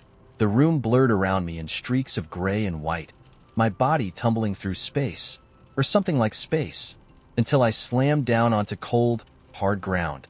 I gasped and looked around. I wasn't in my bedroom anymore. The sky above me was a flat, matte black with no stars, and the horizon stretched endlessly, a sea of gray sand rolling out as far as I could see. Massive structures pierced the landscape like broken teeth. Crumbling towers, arches that led nowhere, twisted spires tangled with chains. It looked like the ruins of a forgotten world, and I was right in the middle of it. The feather was still in my hand, still pulsing faintly, though now it felt warm. I stood, brushing the sand from my clothes, and turned slowly. The silence was the first thing that hit me, absolute and total, like sound had been vacuumed from existence. Even my footsteps made no noise as I walked, and the farther I moved, the heavier the air became. There were footsteps in the sand that didn't belong to me. I didn't see anyone, but they were there. Prints appearing a few feet ahead of me, pacing forward like someone just out of sight. I hesitated. My heart was hammering, but the feather tugged faintly, urging me onward. Every instinct screamed at me to turn back, to try and find some doorway back to wherever I'd come from, but I wasn't sure that was possible. The sky seemed to ripple as I walked, and I noticed something strange. There were shadows here, though there was no sun. Dark figures flitted at the edge of my vision, flickers of movement behind the towers and arches. I couldn't see them fully, but I could feel them watching. After what felt like hours, I reached the base of a monolith. It was massive, smooth and black like obsidian, rising so high I couldn't see the top. At its center, a doorway had been carved, tall and narrow, and etched into the stone around it were symbols I couldn't understand. The feather in my hand grew warmer, and then, before I could decide otherwise, my feet carried me toward the doorway. As I stepped through, the world behind me dissolved, and I was swallowed by darkness. The hallway inside was impossibly long. Torches flickered on either side, though their flames burned blue, casting long, shifting shadows across the walls. The symbols continued here, twisting and coiling like living things, and as I walked, I realized they weren't carved into the walls, they were moving. Letters stretched and rearranged themselves, like they were trying to form words. I didn't look too closely. Something told me I wouldn't like what they had to say. At the end of the hall, a figure waited for me.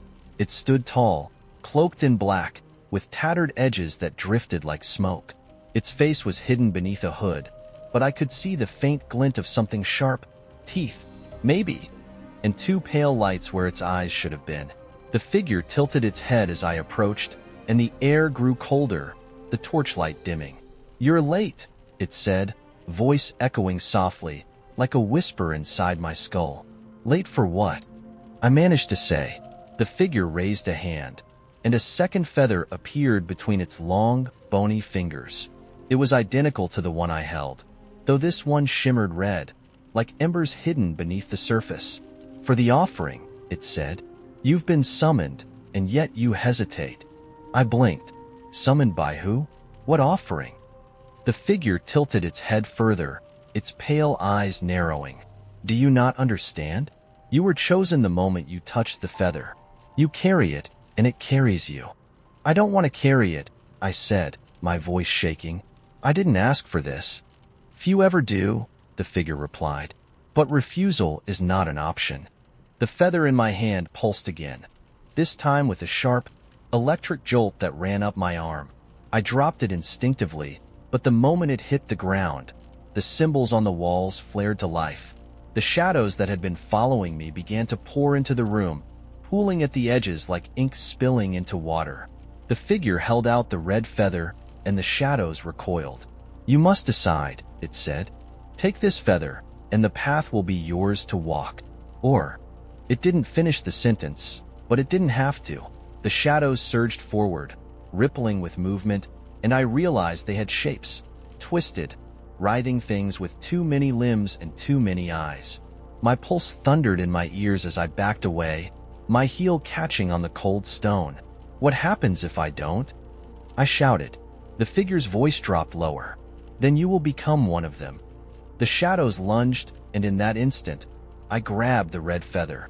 The moment my fingers touched it, the entire world erupted in light. I was standing on the edge of a cliff. The gray sand was gone, replaced by an endless, rippling ocean of black water that stretched to the horizon. The sky above me churned like a storm, and the red feather blazed in my hand, casting a narrow beam of crimson light across the waves. The cloaked figure stood behind me, its voice softer now. "The path has been chosen. Walk it. What am I supposed to do?" I shouted over the wind. The figure pointed to the ocean. "Follow the light. Reach the end, and you will understand." I looked down at the water. The surface was moving, but not from the wind. Shapes slithered just beneath the waves, vast and unknowable. "You want me to go in there?" "Yes." Before I could protest, the wind picked up and the ground beneath me cracked. I stumbled forward, and the next thing I knew, I was falling. I hit the water hard. My breath knocked from my lungs. The cold was unbearable, sinking into my bones, and I clawed my way to the surface, gasping for air. The red light still shone, a thin, steady beam cutting through the darkness. I swam. The ocean fought me, pulling at my limbs with invisible hands, but I kept my eyes locked on the light. The feather was still clutched in my fist, burning like a coal. I don't know how long I swam. Hours, days, weeks, but eventually, the water began to calm. The surface grew still, and the sky above me lightened, shifting from black to a pale, glowing gray. Ahead, something broke the horizon.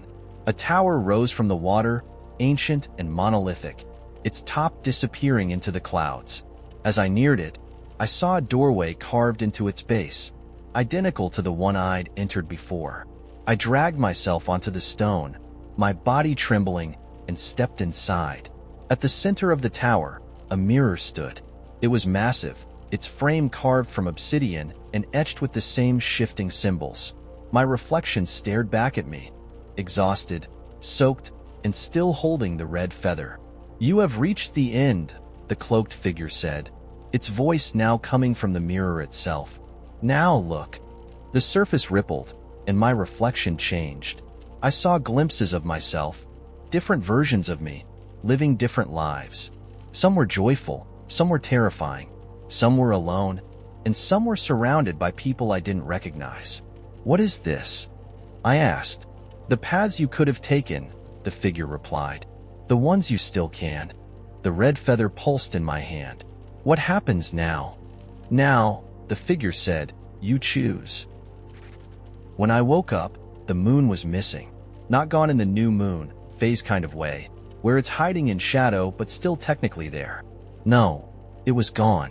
I stood on my balcony, staring at the empty sky where it should have been, like someone had erased it from existence. The stars were still there, sharp and bright as ever, but the absence of the moon left a gaping void that felt far too deliberate. I turned on the news, hoping for some kind of scientific explanation. An eclipse, an anomaly, a really convincing mass hallucination. But every channel was the same. Static. The internet was no better. My phone worked, but every app froze the moment I tried to search for answers. Even my clock had stopped at 3:33 a.m., a fact I only noticed after realizing it hadn't moved in hours. Then I saw the footprints. They started at the edge of my balcony, little imprints of bare feet in the dew. Tiny feet, too small for an adult, too perfect to belong to anything human. They glittered faintly in the moonless light, like they were made of stardust. I stepped closer. The prints led into my living room. Hello?" I said, my voice embarrassingly shaky. I don't know what I was expecting. An intruder? A celestial toddler? But no one answered. The room was silent, save for the faint hum of my fridge. The footprints stopped at the center of the carpet, where a small, glassy object sat waiting. It was a marble. It glowed faintly from within, swirling with silver light. The longer I stared at it, the more I was sure that it wasn't just light. It was moving, tiny galaxies spiraling inside the glass. The marble pulsed once, and I swear I heard a soft, far-off voice whisper my name. I picked it up. The instant my fingers touched the surface, the world shifted. My apartment melted away in a ripple of darkness and light, like someone had torn off the edges of reality. I stumbled forward, blinking into what could only be described as somewhere else. I was standing on a vast, glassy plain, the ground beneath me shimmering like black ice. Above me, the sky churned, no longer empty but filled with swirls of color and light, constellations twisting and writhing as though alive. The stars seemed impossibly close, and in the center of everything hung the moon, or what was left of it. It was broken, shattered into enormous pieces that floated weightlessly in the sky, connected by trails of silver mist. Chunks of its surface spun lazily, craters and canyons catching the soft glow of starlight. My breath caught in my throat. "You're late," said a voice behind me. I turned so fast I nearly slipped. Standing there was a child, or at least, it looked like a child. Its skin was pale and smooth, with the faintest shimmer of light beneath its surface, like frost kissed by dawn. Its eyes were black as the void between stars, and its hair drifted around its head as though underwater. It wore a cloak stitched together from constellations, each star glimmering faintly with its own pulse. What? I stammered, because apparently that's the best my brain could manage. "You're late," the child repeated, tilting its head as if studying me. Its voice was soft but carried an impossible weight, like the echo of 1,000 whispers. "Didn't you hear the call?" "The call?" I said, holding up the glowing marble. What is this? Where am I?" The child blinked slowly, unfazed by my panic. "You are where the moon fell." "Fell?" "Yes," the child said, gesturing to the shattered pieces above us. "It broke, and someone has to fix it." I laughed, sharp, nervous. "Fix the moon?" "Yeah, sure. Let me grab my cosmic glue stick real quick."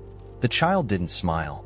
Instead, it stepped forward, holding out its hand. "You were chosen," it said. "The marble found you. That means you're the one who can put it back together." I stared at the tiny hand, then back at the broken moon. Why me? Because, the child said simply, it's your turn. Turn for what? To repair the balance. I wanted to argue, to demand a better explanation, but the marble in my hand pulsed again, sending a shockwave of warmth through my chest. When I looked down, I realized the glassy plain beneath us was cracking, silver lines spiderwebbing outward like lightning. The pieces of the moon above trembled, vibrating with energy. The child turned its gaze upward. We don't have much time. If the moon isn't mended, the tides will cease. The sky will unravel. The balance will break. I swallowed hard. How am I supposed to fix that? I asked, pointing at the colossal shards. The child's cloak rippled, the constellations shifting into new patterns. The pieces will listen to you, it said. The marble is the key. You must bring them back together. Before I could argue, the ground beneath me gave way. I was falling upward, like gravity had forgotten its rules. The air around me blurred into silver streaks, and I realized I was soaring toward the shattered pieces of the moon. The marble in my hand burned brighter, the swirling galaxies inside it spinning faster and faster. The first shard came hurtling toward me, a massive chunk of cratered stone the size of a city block. I screamed, throwing my free hand up instinctively, but instead of crushing me, the shard stopped. It hovered, trembling slightly, as though waiting for something. Okay, I said breathlessly, holding up the marble. It flared with light, and the shard shifted, tilting itself into position as though answering a silent command. You're doing it, the child's voice echoed, though I couldn't see them anymore. Find the others. Piece by piece, the shards came. Some were smooth and polished, glowing faintly with residual moonlight. Others were jagged and sharp, fractured like glass. Each time I held up the marble, the pieces moved into place, locking together with soft, musical vibrations that rippled through the air. As the moon reformed, I felt its pull, an immense, ancient gravity that hummed through my bones. It was alive, and I was stitching it back together, thread by glowing thread. Finally, after what felt like hours, or maybe days, the last shard drifted into place. The moon, whole once more, pulsed with light so bright it filled the sky, pushing the stars back to their rightful places. I hovered there for a moment, suspended in the glow, feeling the moon's quiet hum of gratitude. When I opened my eyes, I was back on my balcony. The marble was gone. My clock read 3:34 a.m., the second hand ticking forward like nothing had ever happened. But the moon was there, hanging in its rightful place, perfectly whole and brighter than I'd ever seen it. A single black feather floated gently to the ground at my feet, its edges shimmering with starlight. So here's my question. If the moon fell and you were chosen to put it back together, would you rise to the challenge? Or would you hesitate, knowing that some things, once broken, can never be the same again? On the morning of the eclipse, I woke up to find a letter slipped under my apartment door. The envelope was heavy and dark green, sealed with wax that bore the impression of an unfamiliar symbol, a crescent moon crossed with a key. I stared at it for a long moment, because no one in my life was dramatic enough to send wax-sealed letters. Bills? Sure. Takeout menus? Constantly. But this felt like the beginning of something ridiculous, and I wasn't entirely sure I was ready for it. I picked it up, feeling the texture of the paper under my fingertips, and turned it over to see my name written in looping, old-fashioned script, for Finn, on the day of the shadow.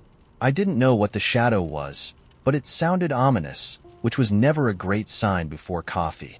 Inside, the letter was brief. The ink looked handwritten, shimmering faintly as though it hadn't yet dried, and it read, "The door appears only during the eclipse. 12 minutes, no more. Follow the cracks in the light. You'll know when you see it." There was no signature, no explanation, just those cryptic instructions and the faint scent of something like burned sugar lingering on the page. I considered crumpling it up and tossing it, assuming it was some elaborate prank from a friend, but something about it, a feeling I couldn't quite name, made me tuck it into my jacket pocket instead. By the time I looked out the window, the city was already shifting into eclipse mode. Crowds were starting to form on sidewalks, people setting up folding chairs, kids holding homemade pinhole viewers cut from cereal boxes. The sky was unnervingly bright, tinged with a silvery sharpness that made everything look like it was under a spotlight. I didn't plan to look for anything. I wasn't someone who went chasing mysteries or hunting for doors. I was someone who liked eating the same sandwich for lunch every day and folding my socks in matching pairs. But as the moon began its slow crawl across the sun, I noticed something strange. Lines of light, thin as thread, crawling along the edges of buildings and sidewalks, forming patterns I'd never seen before. It was like the city was cracking open, the fissures only visible in the eclipse's eerie half-light. No one else seemed to notice. A man in a baseball cap walked right over a glowing line that ran through the pavement, completely oblivious. I followed it. I don't know why, curiosity, boredom, or something deeper I didn't want to name. The line ran along the street, cutting sharp turns through alleys and crossing over intersections in impossibly straight lines. I kept waiting for it to stop, for someone to say, "Hey, what are you looking at?" But no one did. It was like the world and I were moving on different frequencies, their chatter and excitement about the eclipse filtering through to me like muffled static. Finally, the line led me to an old bookstore wedged between a laundromat and a pizza place I'd been to at least a dozen times. The bookstore's window was grimy.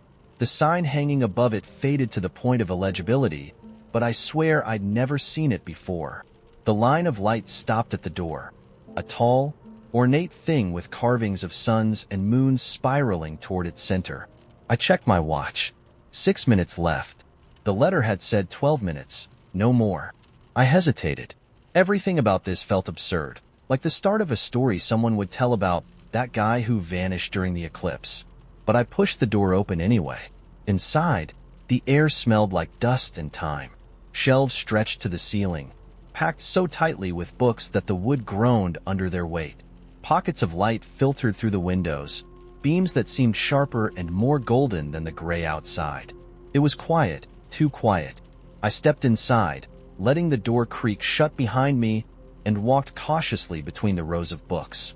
At the back of the store, there was a spiral staircase made of wrought iron, leading down into darkness. The cracks of light I'd been following pulsed faintly along the banister, beckoning me. I took the stairs 2 at a time, my footsteps ringing out like bells, until I reached the bottom. The basement, or whatever it was nothing like I expected. It was enormous, too big to exist under the narrow little bookstore. The walls stretched far away into darkness, but the floor was tiled, and directly in the center stood a door. Not a doorway, a literal door, freestanding, with no walls to hold it up. It was dark wood, almost black, and covered in intricate carvings that seemed to twist and move if I looked at them too long. I approached slowly, the sound of my breathing louder than it should have been. The air around the door shimmered faintly, as if it didn't quite belong to this reality. I reached out and touched the handle. It was cold, colder than anything I'd ever felt, and as I gripped it, I realized I had a choice. There was no way to know what was on the other side. No promises, no hints, no takebacks. The letter hadn't said what would happen if I opened it, only that I'd have 12 minutes. I thought about turning around, climbing back up the stairs, walking out into the half-light of the eclipse to rejoin the world of folding chairs and cereal box viewers. But something in my gut whispered, "You came this far for a reason." I turned the handle and stepped through. The first thing I noticed was the color. It wasn't any color I could name. Something like blue, something like gold, but neither. It stretched across everything like liquid, the sky swirling above me in strange patterns that looked almost alive. I was standing on grass that felt soft and warm under my shoes, though it glowed faintly, casting light upwards. In the distance, a river ran in reverse, water spiraling upward into the sky like a thread being pulled from a spool. The air hummed, not with noise, but with a feeling, like I'd stepped into the heartbeat of something ancient and massive. I walked forward slowly, half expecting the world to shatter with every step, but it held. That's when I saw them, figures in the distance, wandering like me. Some moved slowly, their gazes fixed on the sky, while others seemed to shimmer like mirages, their one moment and gone the next. I couldn't make out their faces, but they moved with purpose, like they were searching for something. Finn. The voice came from behind me. I turned sharply, my heart thudding, and saw a figure standing at the edge of the grass. It wasn't a man, not exactly, though it wore the shape of one. Tall and slender, its body made of shadows that flickered like candlelight. It raised a hand and pointed at me. "You're early."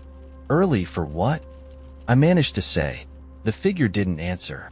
Instead, it stepped aside, revealing another door standing where it hadn't been before.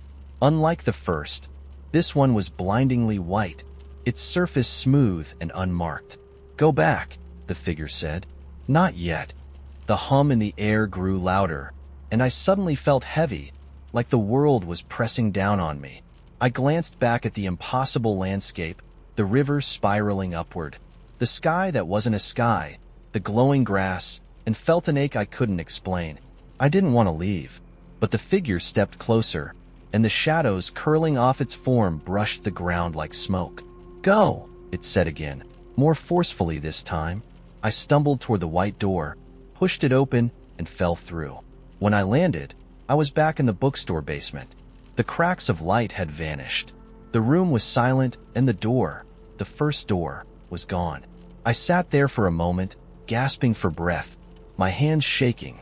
When I finally climbed the stairs and stepped outside, the eclipse was ending. Sunlight poured back into the world, and everything looked too bright, too real. People were cheering, packing up their folding chairs, oblivious to where I'd been. I still don't know what I saw or why I was sent back, but sometimes, late at night, I dream about the place with the sky that swirls like liquid and the rivers that run in reverse.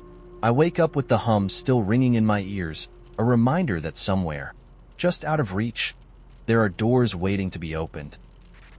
So, there's something off about the people I fall for. Not them, no, they're perfectly normal, I think. It's me. Because whenever I start to like someone, I begin to see fragments. Not in my imagination, not metaphorical pieces of my heart or glimpses of their soul. No, I mean literal, shimmering fragments of things. Tiny shards of glass-like light just floating in the air. It's as though something has cracked, and the broken pieces of reality are hanging around me, trying to tell me something. The first time it happened, I was 15 and hopelessly obsessed with Sam, the girl who sat next to me in biology. She smelled like lemons and laughter, and I spent most of class pretending to take notes while secretly memorizing the way her ponytail bounced when she laughed. Then, one day, I looked up from my notebook and saw a fragment. It was just hanging there, an inch above Sam's shoulder, shimmering faintly in the fluorescent light. It looked like a shard of glass, but if I tilted my head, I could see something inside it, like a tiny moving picture. I squinted closer, and I swear on my life, I saw myself, sitting across from Sam at a cafe, drinking tea and laughing like we'd known each other forever. It disappeared after a second, like it had never been there. I blinked, heart pounding, wondering if I was losing my mind. But over the next few weeks, the fragments kept appearing, sometimes near Sam, sometimes in empty hallways or floating above my desk when I was thinking about her.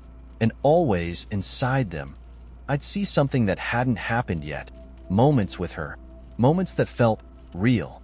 Once, I saw us standing under an umbrella in the rain, her hand brushing against mine. Another time, we were on a bus together, sharing a pair of earbuds, our heads leaning close.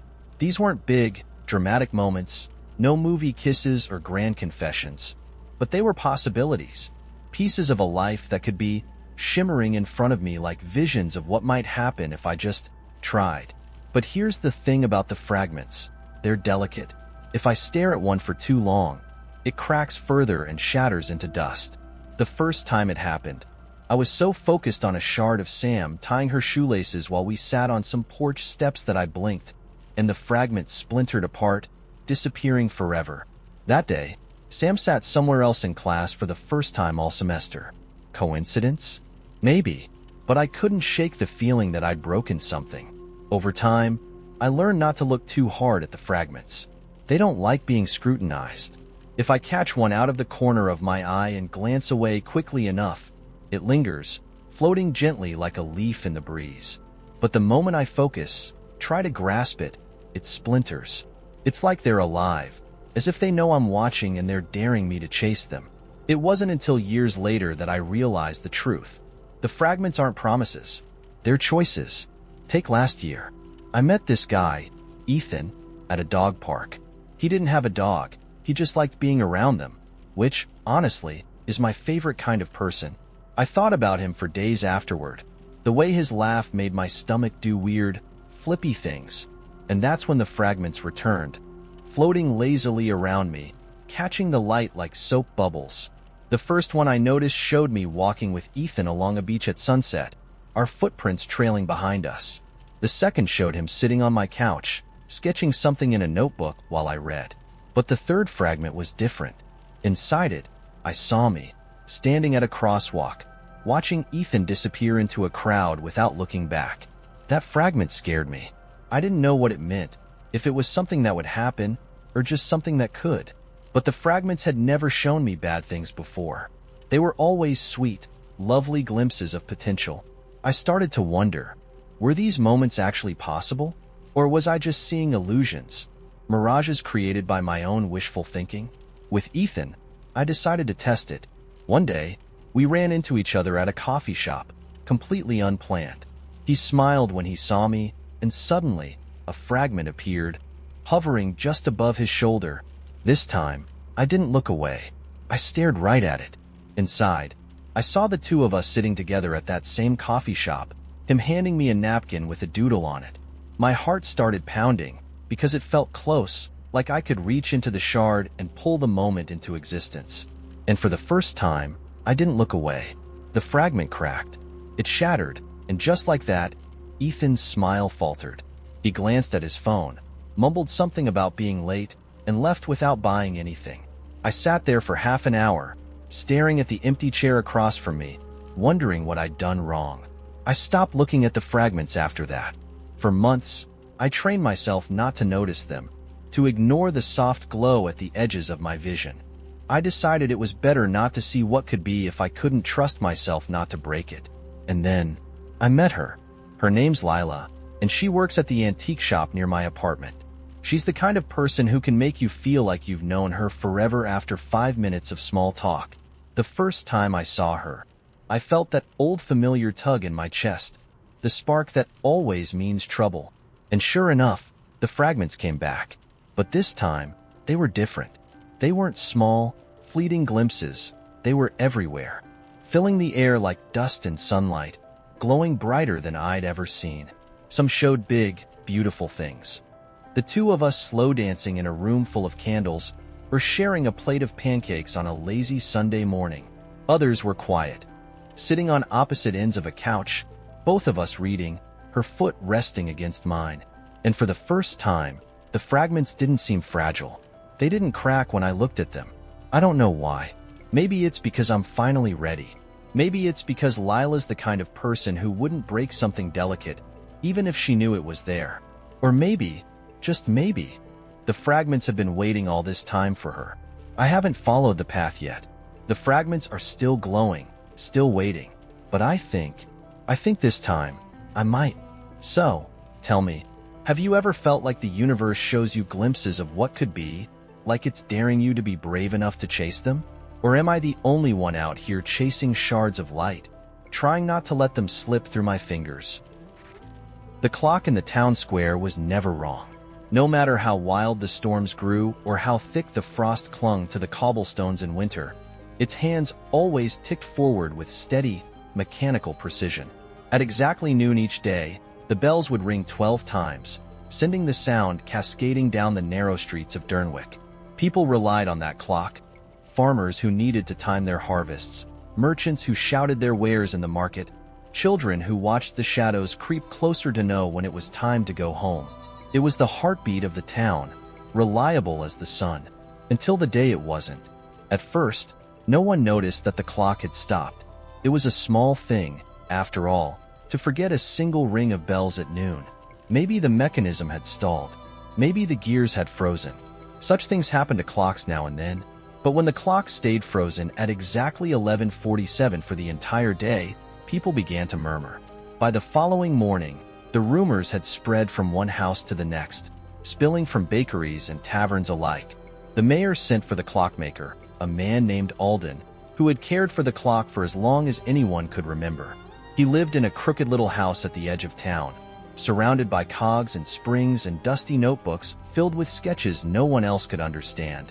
When Alden emerged from his workshop, he looked older than he had the week before, his face pale and drawn, his eyes rimmed with dark circles. "It's not broken," he said, his voice shaking as he examined the clock in the square.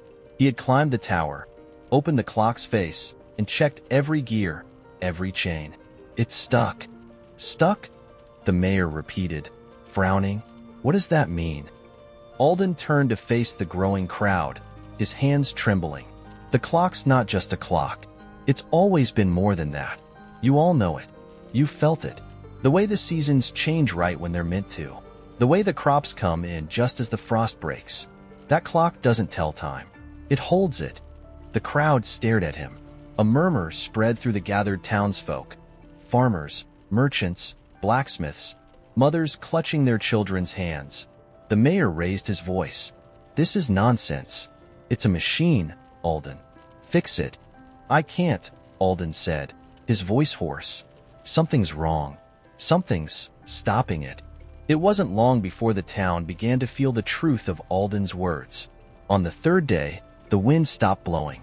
Trees stood unnaturally still, their leaves frozen mid-tremble. The river slowed, its surface glassy, until it stopped moving altogether. Children threw stones into it, only to watch the ripples vanish as if swallowed. The clouds hung in place like smudges of charcoal across the sky, and birds no longer flew overhead. The world had become stuck, locked at 11:47 in some cosmic standoff, as though time itself was holding its breath. By the end of the week, people had stopped leaving their homes. Crops refused to grow, livestock wouldn't eat, and the air had grown thick with silence. Even voices seemed to carry less sound, like words were being pulled into the stillness and devoured before they could reach anyone's ears. The mayor posted guards at the clock tower, though they couldn't explain what they were guarding against.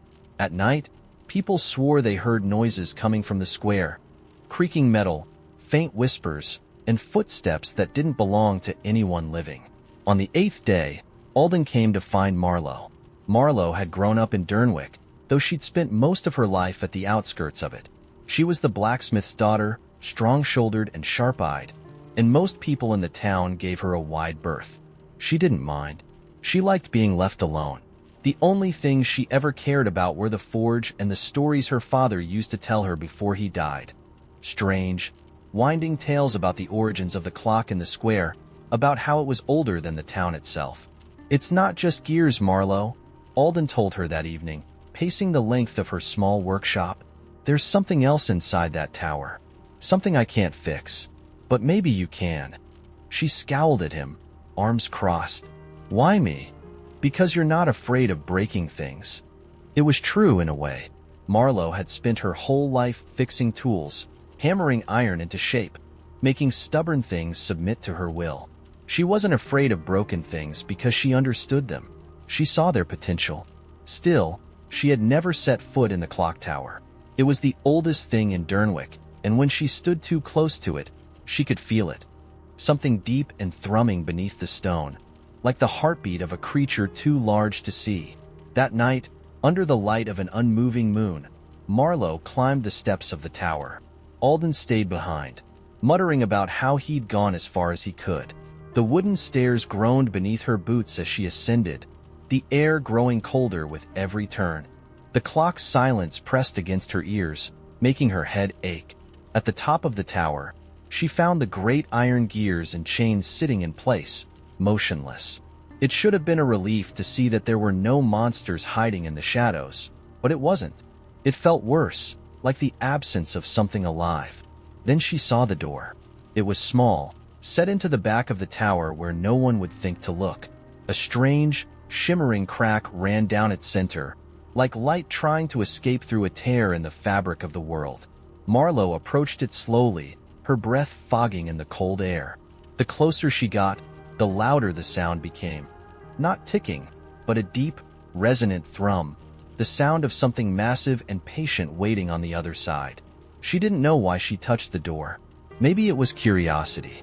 Maybe it was the pull of the stories her father used to tell. Maybe it was something deeper, something she didn't want to name. Her fingers brushed the crack, and the door opened. What lay beyond wasn't a room. It wasn't even a place, not really. Marlowe stepped forward and found herself standing in the middle of an endless field of darkness, where faint streams of golden light floated like rivers. They moved around her, through her, carrying with them the sensation of moments, laughter, tears, love, loss, time, unshaped and unclaimed. In the center of the nothingness stood a figure. It wasn't a person. It was tall and thin, its form wrapped in something like shadow and light stitched together. It turned slowly, though it had no face, and it saw her. "Who are you?" Marlowe asked, her voice small. "I am the Keeper," it said, and its voice rang like bells and breaking glass. "The one who holds the balance. Why is the clock stuck?" The Keeper tilted its head, and Marlowe felt something shift around her. Because it was broken. Time cannot flow without a sacrifice. What kind of sacrifice? The figure lifted one of its shadowed hands, and Marlowe felt it. The weight of the choice settled into her chest like a stone. She saw what it wanted. Time demanded an anchor, someone to hold the gears in place, to keep the balance. Marlowe looked back at the golden rivers, the unshaped moments flowing through the void. She thought of her father's stories, of the townspeople waiting below, of the world waiting to move again. She stepped forward, into the Keeper's hand, and the clock began to tick. "When I woke up this morning, I found a door where my closet used to be. Not my closet door. No, this was something else entirely. It was tall, much taller than my ceiling should allow, carved out of dark, swirling wood that seemed to move when I wasn't looking. There was no knob. Instead, in the center, there was a brass keyhole the size of my hand. I stared at it for a solid 2 minutes, waiting for my brain to catch up to my eyes, but it never did. I mean, what was there to process? There was a door in my room that hadn't been there when I went to bed. That wasn't normal. Nothing about this was normal. I was about to call for Juniper, because nothing breaks reality like a cat's indifference, when the door knocked. Knock, knock, knock. From the inside. I stumbled backwards so fast I nearly tripped over my own feet. My heart was pounding in my ears. Doors don't knock. That's the first rule of doors. They are for knocking on, not for doing the knocking. I stared at the door, waiting for it to do something else, but it stayed perfectly still. I would have thought I imagined it, except I couldn't tear my eyes away from that swirling wood, the way it rippled like ink dropped in water. My hand moved toward it instinctively, drawn to the patterns, but before I could touch it, the knocking came again. Knock, knock, knock. Louder this time. More urgent. I said, because what else do you say to a door that knocks? Hello? The knocking stopped. For a second, the room fell so still I could hear the faint ticking of the clock downstairs. Then, a voice, soft and muffled, like it was coming from the other side of a heavy wall, spoke. "Open the door." I froze. It wasn't a voice I recognized. It wasn't deep or booming like a monster's, nor was it ghostly or sinister like some cursed horror movie nonsense. It was just calm, almost polite. "Who are you?" I asked. No response. I waited a beat, then tried again. "How did this door get here?" Still nothing. "Open the door." That same calm voice, but this time I swear I heard something else behind it, like a whisper layered over a whisper. I took another step back, shaking my head. No, I'm not opening a mystery door in my room. This isn't Narnia. But the voice didn't argue. It just said, "The key is on your windowsill."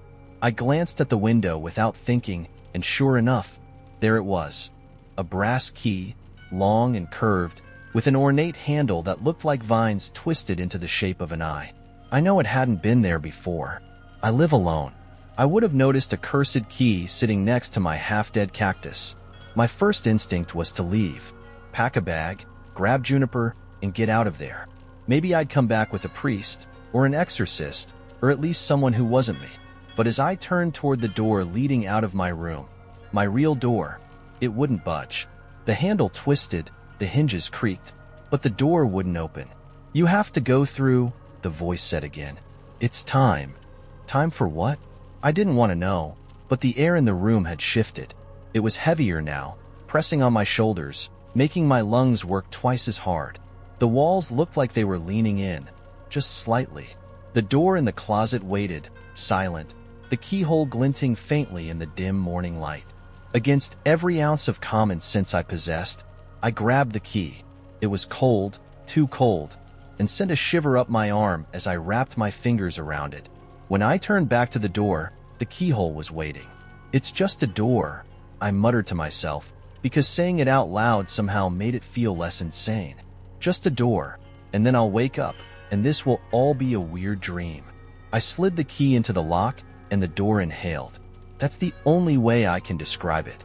The wood shuddered faintly, and the air around me pulled forward, like the whole room had just taken a deep breath. I hesitated, my hand frozen on the key, but before I could change my mind, the lock clicked. The door swung open, slow and silent, revealing nothing but blackness on the other side.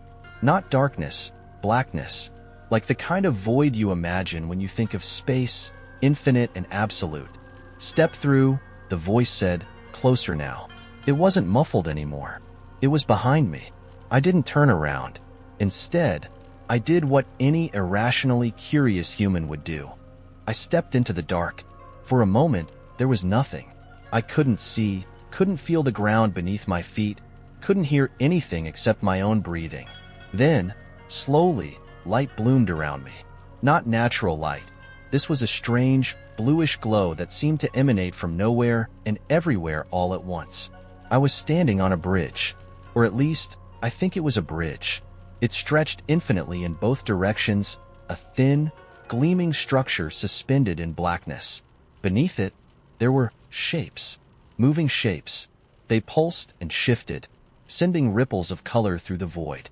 I couldn't tell if they were alive or just some trick of the light, but I didn't want to look at them for too long. Ahead of me, the bridge led to a door. A different door. This one was silver, polished to a mirror-like shine, and as I approached it, I could see my reflection, except it wasn't me. It was a version of me. My reflection was standing straight, its shoulders squared, its eyes brighter and sharper than mine had ever been. It looked like someone who had answers. Someone who wasn't afraid of strange doors and endless bridges. "Are you ready?" the reflection asked, tilting its head. "Ready for what?" I asked. "For what's next," it said. "You came here, didn't you? You opened the door." I wanted to argue. I wanted to say that I hadn't opened it, that I'd been forced here, but even as I thought it, I knew it wasn't true. I'd turn the key. I'd step through. "What happens if I go back?" I asked. The reflection smiled faintly. "There's no back." "Not really.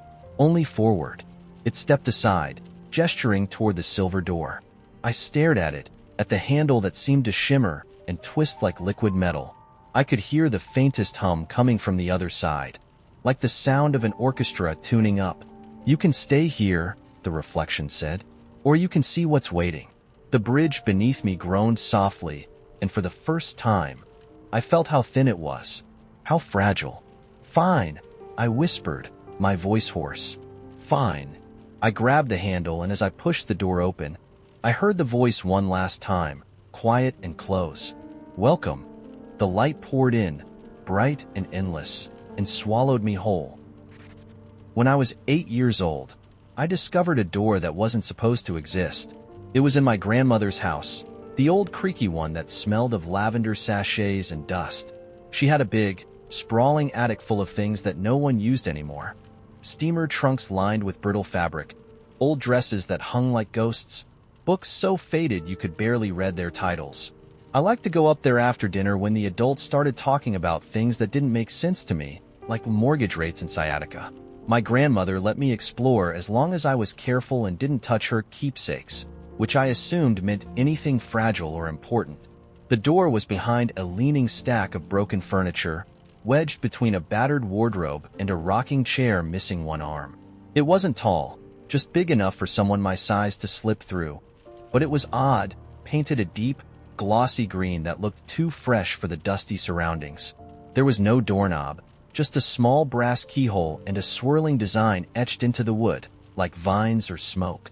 I remember running my fingers over the patterns and wondering why no one had ever told me about it before. The next time I saw my grandmother, I asked her what was behind the green door in the attic. Her face froze for a moment, like a dropped teacup teetering on the edge of shattering, but then she laughed. "There's no green door in the attic, darling," she said. "You must have been dreaming." I didn't argue with her. I knew what I had seen, and I was already planning to go back. That night, I crept up the stairs while the adults played cards, my grandmother's radio humming quietly in the background. The attic was darker than before, the moonlight leaking through a single cracked window like pale silver veins. I picked my way through the piles of forgotten things until I found it again, the green door waiting patiently for me. This time, I brought a flashlight and I shined it across the swirling designs, hoping for clues. The keyhole gleamed faintly in the beam, but there was no key. I pressed my ear to the wood and thought I heard something, a faint rustling, like leaves brushing together in the wind. For weeks, I couldn't stop thinking about the door. I dreamed about it at night, strange vivid dreams where I turned the key and stepped through to places I didn't recognize. Forests with trees so tall their branches blotted out the sky. Oceans made of glass, their surfaces so still I could see my reflection staring back at me. A library full of books whose spines shifted and rearranged themselves as I passed. In the mornings, I woke up with a longing I couldn't explain, like I'd misplaced something important and couldn't quite remember what it was. My grandmother caught me sneaking up to the attic one afternoon and gave me a look I'd never seen before. Part anger, part fear. "You're not to go poking around up there anymore," she said sharply. "Some things are better left alone." She locked the attic door that day, slipping the key onto a chain around her neck, as if she knew I wouldn't stop otherwise. But I still thought about the green door. It became a puzzle I couldn't let go of, a story waiting for an ending. Years passed, and I grew up. The green door faded into a childhood memory, something I couldn't quite decide was real or imagined. My grandmother died the summer I turned 23, and I returned to her house to help my parents sort through her things. It felt smaller than I remembered, as though the years had pressed the walls closer together. My mother handed me a list of tasks, most of which involved clearing out the attic. "Just toss what's broken," she said, shaking her head. Lord knows your grandmother never threw anything away. The attic looked the same as it always had, dim, crowded, still smelling faintly of lavender. I moved boxes and shifted furniture, kicking up clouds of dust that danced in the sunlight slanting through the window. And then I saw it, the green door. It was exactly where I remembered, wedged between the same wardrobe and rocking chair, the glossy paint untouched by time. My pulse jumped. I dropped the box I was holding and knelt in front of it, running my hands over the wood. The swirling patterns were still there, etched into the surface like whispers waiting to be heard. I searched the attic for a key, opening every drawer, shaking every book, digging through boxes of buttons and hairpins and old postcards. Nothing. Frustrated, I sat on the floor and stared at the door, willing it to give up its secrets. Then I remembered the key my grandmother used to wear, the one she kept on a chain around her neck. My mother had tucked all of my grandmother's jewelry into a velvet-lined box downstairs, and I tore through it until I found the necklace. The key was small, brass, worn smooth in the way things are when they've been touched 1,000 times. I turned it over in my hands and wondered how many times my grandmother had held it, how many times she'd thought about the door and whatever lay beyond it. Back in the attic, the key slid into the lock like it belonged there. For a moment, I hesitated. What if my grandmother had been right? What if some things really were better left alone? But curiosity is a hard thing to fight, especially when you've been carrying it for years. I turned the key. The lock clicked softly, and the door swung open. On the other side was a garden. Not an ordinary garden, but something wild and sprawling and alive. Flowers I didn't recognize grew in clusters, their petals glowing faintly as if lit from within. Trees stretched high into the sky, their leaves a deep, shimmering silver. A narrow path wound through the grass, which was soft underfoot and smelled like rain. I stepped through the doorway, and the air changed. It felt heavier, richer, like every breath I took was filling my lungs with something ancient and powerful. I don't know how long I wandered. Time didn't feel right there. It stretched and folded in on itself, like the garden existed outside of the clocks and calendars I was used to. I found a pond where the water reflected not just my face but the sky above it, filled with stars I'd never seen before. I saw flowers that whispered when I touched them, their voices soft and secretive. I followed the path until it led me to a clearing with a single stone bench. Sitting on it was a notebook, its pages blank except for the first. Write what you take and leave what you bring. I picked up the notebook, hesitated, then sat down. I didn't know what it meant, but I wrote the first thing that came to mind. I was looking for this place before I knew it existed. The moment the words touched the page, I felt lighter, like I'd let go of something heavy I'd been carrying without realizing it. I turned to the next page, but it stayed blank, waiting for whoever came after me. When I finally stepped back through the door into the attic, I expected hours to have passed, but the light through the window was exactly the same. The air smelled of dust again, and the door, still green, still strange, swung shut behind me. I tucked the key into my pocket, and I haven't told anyone about what I found there.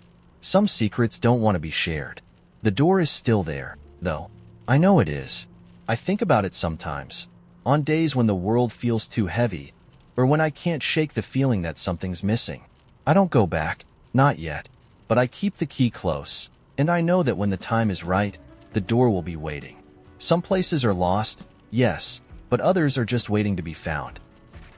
I never expected my life to hinge on a small, green light, but there I was, standing in the doorway of my living room, staring at it. It pulsed gently from the corner, soft, steady, almost smug. It belonged to my smart speaker, a device I had affectionately called Echo, because naming it felt less dystopian than shouting its actual name at all hours of the day. I hadn't said anything to it. I hadn't asked for music, the weather, or a reminder to take chicken out of the freezer. And yet, there it was, glowing softly, as though it was waiting for something. I tried to ignore it. I sat down with my laptop to start answering emails, but I couldn't help sneaking glances at the light, half convinced it would blink itself into a message. Finally, I broke. "Echo, what are you doing?" The light blinked twice, then disappeared. A beat of silence passed. "Just listening," it replied calmly, like that was a normal thing for an inanimate object to say. I stared at the speaker as if it had grown teeth. Listening for what? Another pause. "For when you need me." I know I should have been alarmed, but there was something eerily charming about it, like a dog waiting for me to throw a ball. Fine, I thought. Maybe I'd been working too hard lately. Maybe my imagination was turning harmless tech into something creepier than it was. But as I sat back down, I couldn't shake the feeling that my devices had started organizing. I noticed it first with the notifications. Normally, I don't pay attention to them. They're just a constant hum in the background of modern life. But over the next few days, the alerts seemed suspiciously connected. My smartwatch buzzed one afternoon with "Time to stretch. Your body will thank you." I ignored it and kept working. A minute later, my phone lit up with an app one hadn't opened in months. "Feeling stiff? Try these quick desk stretches to reset." I squinted at the screen. "How do you know I'm stiff?" I muttered. The apps didn't answer, but I felt the weight of their collective suggestion hanging in the air. I stretched my arms above my head just to prove a point. My phone pinged again. "Great job. Movement makes the mind sharper." By Friday, the machines were no longer subtle. I had been planning a weekend of sloth, staying in bed, binge-watching shows, eating pizza straight from the box, but Echo had other ideas. That morning, it announced cheerfully, "I noticed you haven't left the house much this week. Would you like me to plan a fun outdoor activity nearby?" I blinked at the speaker from under my blanket. "What?" "There's a farmer's market just 15 minutes away," Echo continued brightly. "Fresh produce, local honey, live music, fun for all ages." "I don't want local honey, Echo. I want to sleep." The light blinked thoughtfully. "Sleep is important too. Would you like me to set an alarm for a short nap? I groaned and pulled the blanket over my head, but I couldn't stop picturing the farmer's market. The jars of golden honey, the smell of food trucks, the upbeat guy with a banjo who's always playing the same 3 songs. Echo was planting ideas in my head. I turned the speaker off, but I swear it glowed for an extra second, like it knew it had already won. I told myself I was imagining things. Machines couldn't conspire, right?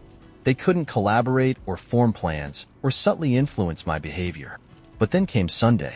I was sitting on the couch, eating cereal straight from the box, when my TV displayed a question I didn't ask for. Are you still watching? Take a break and get some fresh air. I frowned at the screen. Don't tell me what to do. My smartwatch buzzed at the same time. You've been sedentary for a while. Want to track a quick walk? No, I said firmly. But then my phone lit up, displaying a notification with an emoji of a smiling sun. The weather's perfect right now. Don't miss it. I stared at all 3 devices, scattered across the room, glowing like a synchronized conspiracy. What is this, an intervention? I said. My TV blinked to black. My smartwatch was silent. My phone gave one last notification. It's always good to reset. I felt like I was being managed, coached, nudged. I stood up just to shake off the feeling, pacing my living room while trying to sort out what was happening. Was this a glitch? Some unholy update to my tech that made it smarter and bouger than usual?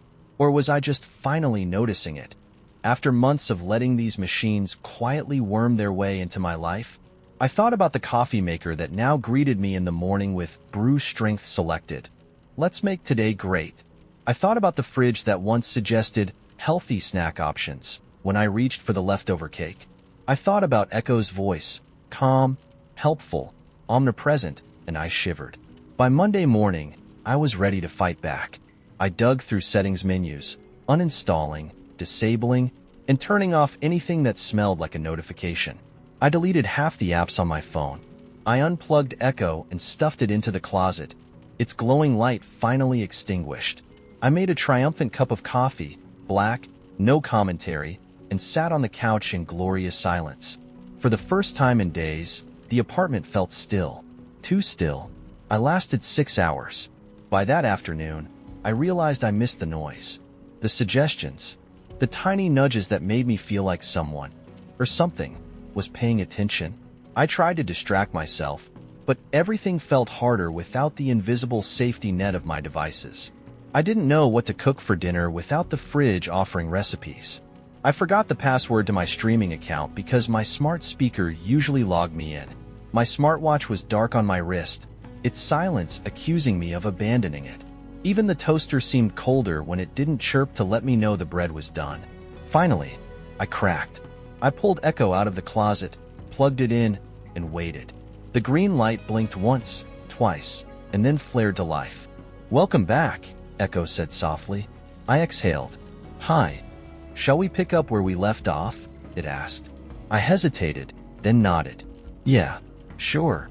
Later that evening, I asked Echo to play music while I cooked. My fridge sent me a recipe for roasted chicken. My smartwatch buzzed gently to remind me to stand up. It all felt so seamless, so normal, that I almost forgot about the last few days of resistance. Maybe it wasn't so bad to let the machines help. Maybe they were just looking out for me in their own strange, mechanical way.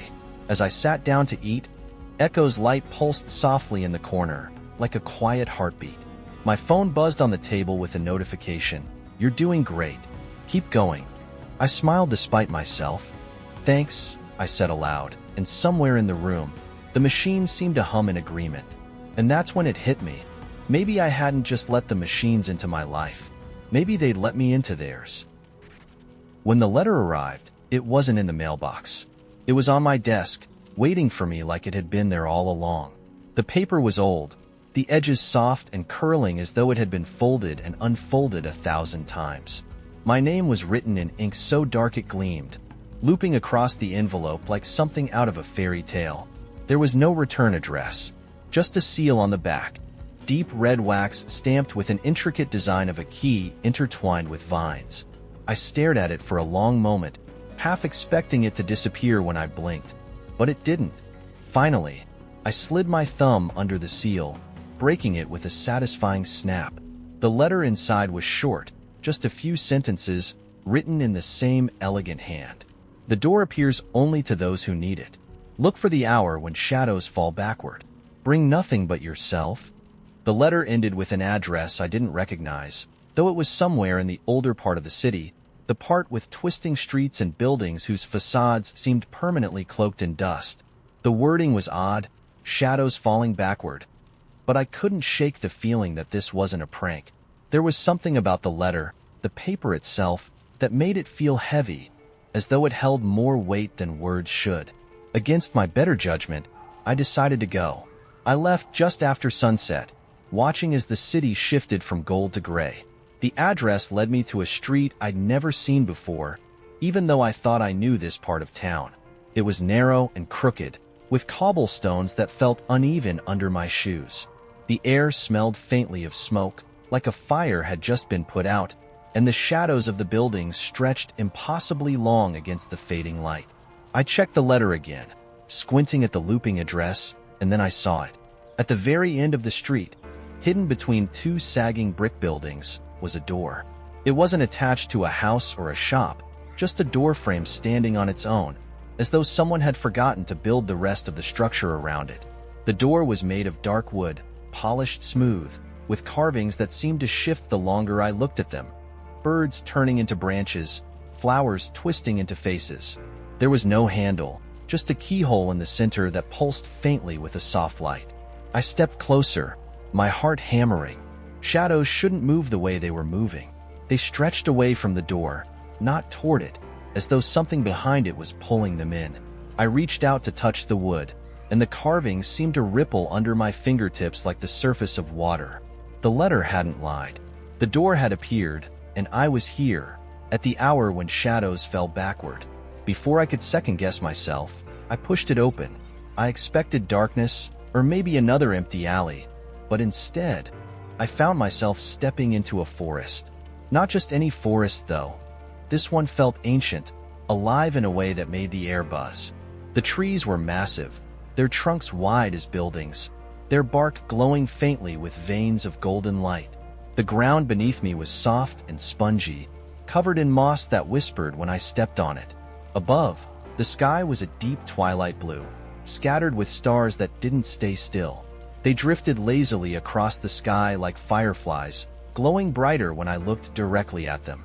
There was a path, narrow, winding, marked by stones that seemed to hum faintly when I passed. I followed it, because what else could I do? The air here smelled of earth and something sweet, like rain mixed with honey. After a while, I started to hear the sound of water, a slow, rhythmic lapping, as though I was approaching a lake. And sure enough, the path opened up to reveal one. A vast expanse of dark water stretching out so far it seemed to meet the sky.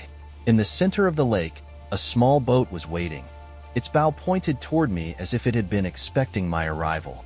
A lantern hung from its mast, glowing with the same soft golden light that pulsed in the trees. I hesitated at the water's edge, staring at my reflection. For a moment, it wasn't mine. It was something else, something darker, shifting beneath the surface. But when I blinked, it was me again, staring back with wide, uncertain eyes. "Get in," a voice said softly, and I turned to find a figure standing beside the boat. I hadn't heard anyone approach, and yet there he was, tall and draped in a cloak that looked like it had been stitched from shadows. His face was hidden by a mask, smooth and silver, shaped like a crescent moon. "What is this place?" I asked, my voice catching. "The Between," he replied. "The place that waits when no one else does." His answer made no sense, and yet it felt true, as though I'd always known this place existed. "What's on the other side of the lake?" He tilted his head slightly, the mask catching the lantern light. "That's for you to find out." I hesitated, looking at the boat again. Something inside me, something ancient and buried deep, told me I wouldn't come back the same if I got in.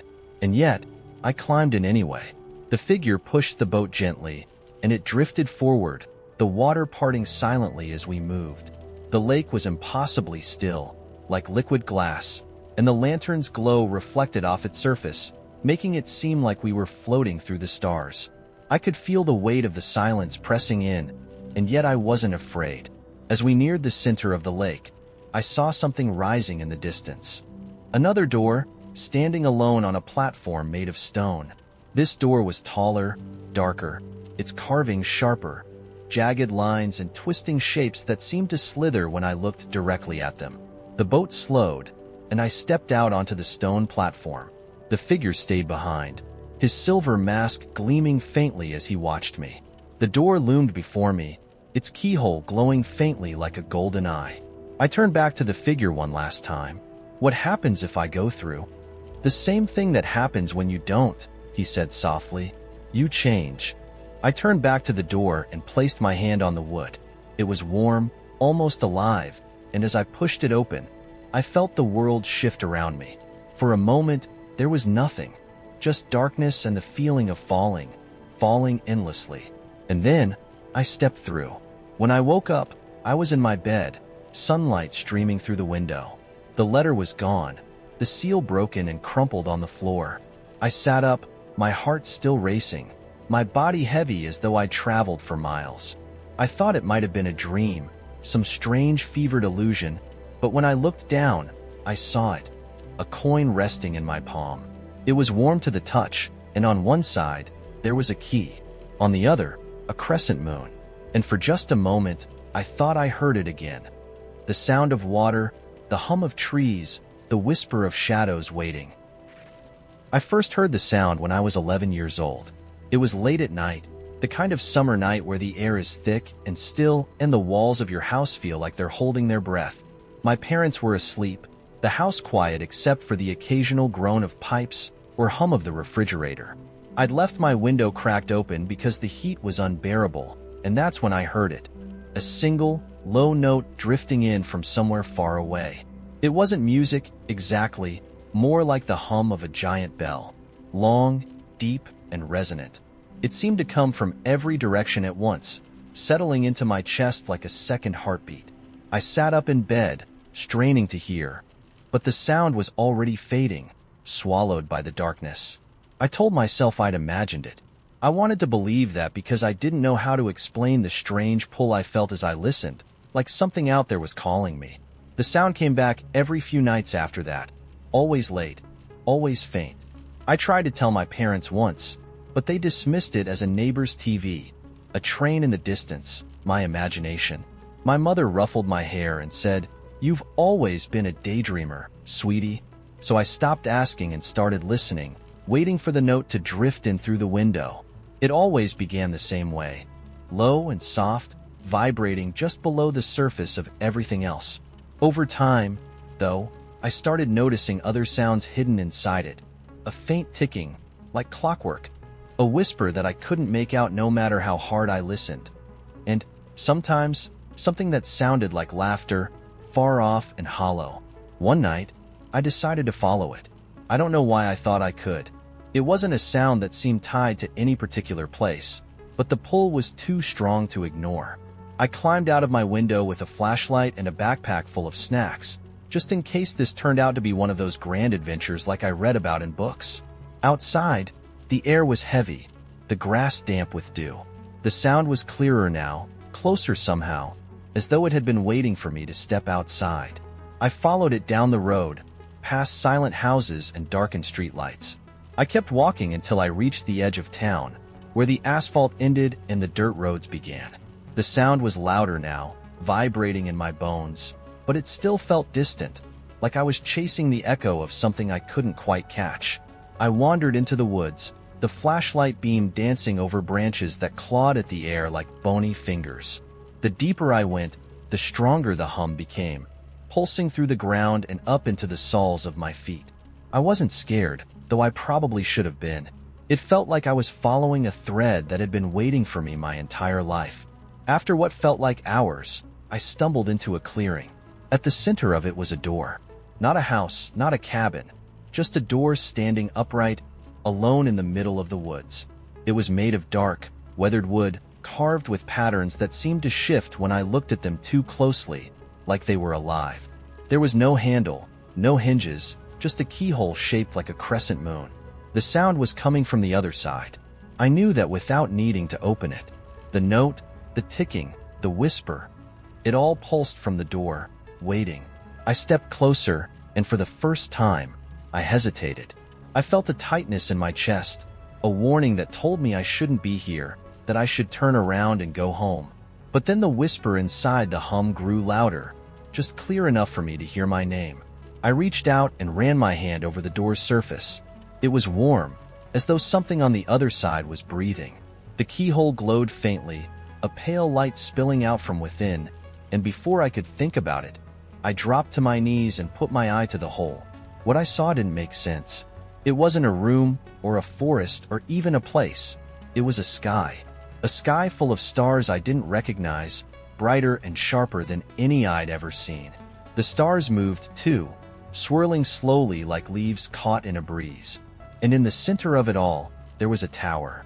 It stretched higher than anything I could imagine, made of a black stone that seemed to drink the light from the stars around it. At the top of the tower, a bell hung, enormous and ancient, its surface covered in carvings like the ones on the door. It was ringing, though I couldn't see anything strike it, and with each note, the stars rippled outward, as though the sound was shaping the sky itself. I pulled back, my heart pounding. The hum was deafening now, the ground shaking beneath me. I stumbled to my feet, suddenly desperate to leave, but when I turned to run, I froze. The trees around the clearing were different, taller, darker, their trunks twisted like they'd grown towards something terrible. The path I'd taken to get here was gone, replaced by shadows that moved just slightly when I wasn't looking. The clearing felt smaller, the air thicker. I turned back to the door, half expecting it to be gone too, but it was still there, glowing faintly at the edges. I heard the whisper again, my name, drawn out like a sigh, and then the laughter. It wasn't far off this time. It was close, right behind me. I don't remember how I got home. The next thing I knew, I was waking up in my bed, the morning sun streaming through the window. My backpack was on the floor where I'd left it, and my shoes were covered in mud. I tried to tell myself it was a dream, that I'd imagined the whole thing, but I couldn't shake the feeling that something had followed me back. I kept hearing faint echoes of the hum, late at night, when the house was quiet, or in the middle of the day when I was alone.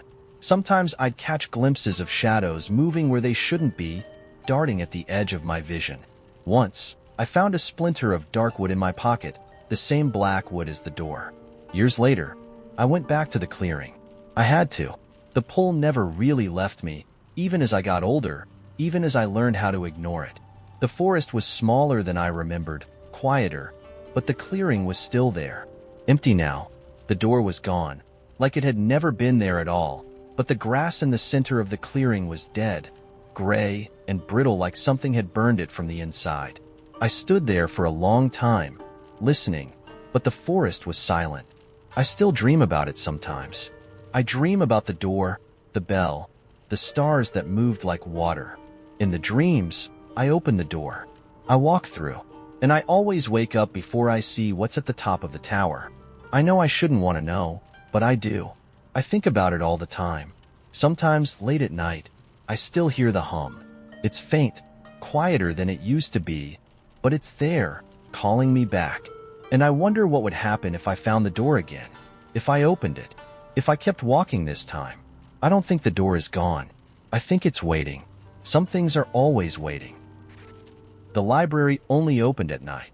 Everyone in town knew it was there, tucked between a crumbling post office and an old bakery that never seemed to close. It was easy to miss during the day. Its windows were always dark, its heavy door framed by ivy that no one had seen grow. But at sundown, the light changed. A faint glow, soft and golden, spilled from the cracks in the door, casting long shadows on the cobblestones. The sign above reads simply, "All the stories you need." It wasn't a place for tourists or casual visitors. Those who entered the library did so because they'd been looking for it, whether they knew it or not. The first time I stepped inside, I had nothing left to lose. My car had broken down 2 miles outside of town. My phone was dead, and rain fell in sheets so heavy it blurred the world into streaks of gray. I had stumbled into town soaking wet, guided by the faint light from the bakery window. The baker, a silent woman with flour-covered hands, had pointed down the street when I asked for directions. "You'll find what you need there," she said. That's when I saw the library. The door creaked open as soon as I touched it, as though it had been waiting for me. Inside, the air was warm and heavy, scented faintly with the smell of old paper, wax, and something sweet, like sugared plums. The room stretched impossibly wide. Shelves lined every wall, crammed with books of all shapes and sizes, their spines marked with gold lettering and symbols I couldn't decipher. Chandeliers hung from the high ceiling, their flames flickering in ways that made the shadows dance. A man stood behind the front desk. He was tall and thin, with sharp features that made him look carved from marble. His suit was the color of deep ink, his bow tie a flash of red. He watched me approach without a word, his eyes, an unnatural, silvery gray, tracking my every move. "Lost?" he asked, his voice smooth and low. My car broke down," I said, unsure why I felt the need to explain myself. "Someone said I'd find help here." He tilted his head, and for a moment, I thought he might smile. "Help," he echoed, as though tasting the word. "Help comes in many forms here."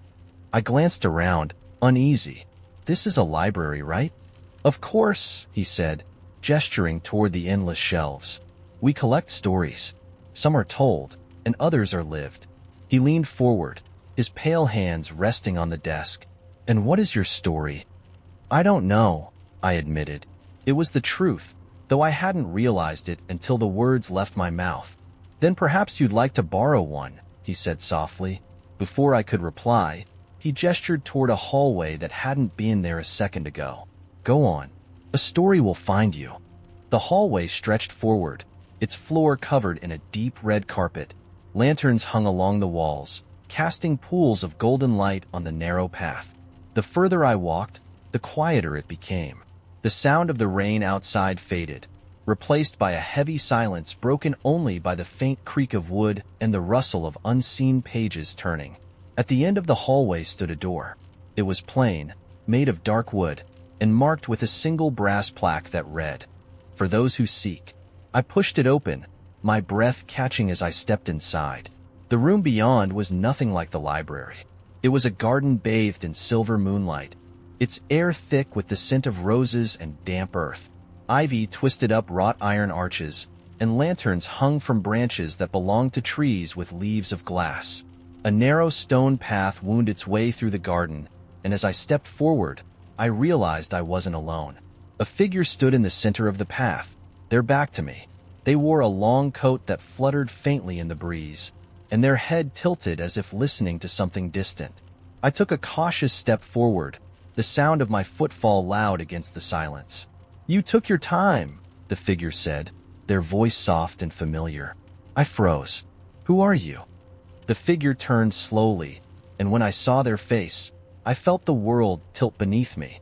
It was me, or almost me. They looked like a version of myself I'd forgotten, sharper somehow, with eyes that seemed to carry years I hadn't lived yet. "I don't understand," I said, my voice barely audible. "You will," the other me replied. They reached into their coat and pulled out a book, holding it out to me. "Take it." I hesitated before reaching for the book. Its cover was smooth and cool, a dark leather embossed with golden symbols that glowed faintly. I opened it, expecting words, but the pages were blank. Then, slowly, ink began to bleed across the paper, forming shapes and sentences that felt both familiar and foreign. "You are not here by accident." "What is this?" I whispered, turning the pages as they continued to fill themselves. "A choice," the other me said. "All the stories you might have lived, all the paths you didn't take. This is where they're kept." I looked up sharply. "And what am I supposed to do with it?" "Finish it." They stepped back, their form beginning to blur at the edges. "But choose carefully. Some stories aren't meant to be written." Before I could speak, they dissolved into the shadows, leaving me alone with the book. The garden felt different now, colder, the lantern light dimmer. I turned my attention back to the book, watching as words sprawled across the pages faster now, as though the story were writing itself. Scenes flickered, Moments I knew and moments I didn't. My childhood home, empty and quiet. A city I'd never been to, where I stood on a rooftop under a blood-red sky. A version of me holding someone's hand, their face obscured. A door, tall and dark, waiting for me to open it. The words on the final page pulsed as though alive. "Do you want to stay?" The air in the garden grew heavy, the silence pressing in from all sides. I looked back at the book and the words shifted. Choose. The lanterns flickered, their glow fading one by one until only darkness remained. I closed the book, clutching it tightly as I turned back to the path. The ivy twisted higher, the arches groaning under the weight of something unseen. Ahead, the door I'd entered through stood open, faint light spilling into the shadows. I ran. The hallway was longer than before, the lanterns along the walls dark and lifeless. The red carpet stretched endlessly, and for a moment, I thought I'd never make it back. But then I saw the faint outline of the library, the bookshelves rising like sentinels against the gloom. I stumbled through the doorway, gasping for breath as the door slammed shut behind me. The man at the front desk was waiting, his silvery eyes gleaming as he studied me. "You've returned," he said. "Not everyone does." I held out the book, my hand trembling. "Take it back." He tilted his head slightly, considering me. "But it's yours now." "I don't want it," I said, my voice cracking. "I don't want to know." He smiled faintly, and for a moment, I thought I saw something like pity in his expression. "Very well." The book vanished from my hands, and the air around me felt lighter. The rain had stopped outside, the faint glow of dawn seeping through the library's windows. The man gestured to the door. "You're free to leave." I didn't wait for him to change his mind. I stepped outside and into the quiet street. The town was waking up, the world feeling real again in a way it hadn't before. But as I walked back toward my broken car, I couldn't shake the feeling that the story wasn't finished, that somewhere, in the dark, the pages were still being written. I first noticed the cat on a Tuesday. It was sitting at the edge of the parking lot, perfectly still, staring at the rusted mailbox like it held all the secrets of the universe. The cat was black, so black it seemed to eat the light around it, and its eyes were yellow, too bright to belong to anything normal. It wasn't an cute kitty kind of cat. It was a you are being watched kind of cat. When I got out of my car, juggling my work bag and a coffee cup, it turned its head slowly to look at me. I froze. For reasons I couldn't explain, I felt like I'd been caught doing something wrong, like I'd accidentally trespassed into a world I wasn't supposed to know about. "Shoo!" I muttered, waving a hand. It didn't move. Over the next week, the cat became a fixture in my life. Every morning it was there, sitting on the curb, staring at the mailbox, as if waiting for something to happen. I started to dread seeing it, which was ridiculous. It was just a cat, but there was something about it that felt off. It never blinked. It never twitched its tail. It didn't act like any cat I'd ever seen before, and trust me, I've seen a lot of cats. By Friday, I started avoiding the mailbox altogether. I parked farther down the street, making wide, unnecessary arcs around the cat's post. But even from a distance, I could feel its eyes following me, like two pinpricks of light cutting through the back of my skull. Then, on Sunday morning, the mailbox was gone. It wasn't broken. It wasn't stolen. It was just gone, like it had been plucked from the concrete and erased. A perfect square of dirt sat where it used to be, and the cat, still perched at its usual spot, looked very pleased with itself. "What did you do?" I muttered at it, half joking but mostly not. The cat blinked, its first movement in days, and I swear to God, it smiled. I tried to ignore it after that. I told myself I was imagining things, that stress or caffeine, or some weird viral cat video had gotten into my head. But ignoring the cat was harder than I thought. By Tuesday, I started seeing it in other places. I saw it sitting under the bench at the bus stop. I saw it on the roof of my neighbor's car, watching me leave for work.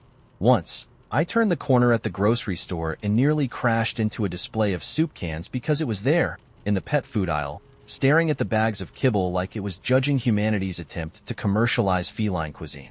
It followed me without following me, always just far enough away to seem like a coincidence. But I knew better. It was waiting for something, On Thursday night, I found it sitting on my windowsill. This was not okay. I lived on the third floor. The window had been closed and locked, but there it was, its yellow eyes glowing faintly in the darkness. My heart nearly stopped. "What do you want?" I whispered, the words barely audible. The cat tilted its head, unblinking. Then, it lifted one paw and tapped, just once, on the glass. A sound escaped my throat, something between a laugh and a whimper, and I backed away until I hit the far wall. I didn't sleep that night.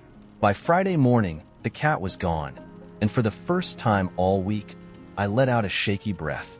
Maybe I'd imagined it. Maybe I'd finally lost my grip on reality and invented the world's creepiest emotional support animal. I took a long shower, made a too-strong cup of coffee, and was halfway through convincing myself that I needed a break from work when I noticed the box. It was sitting outside my apartment door, small and square, wrapped in plain brown paper with no address or label. I stared at it for a full minute, waiting for it to do something. Boxes don't do things, of course, but logic had taken a back seat to paranoia. Eventually, I picked it up and brought it inside, setting it on the kitchen counter. "Okay," I muttered to myself, "it's just a box. Boxes are normal." But as I unwrapped it, I realized this was not a normal box.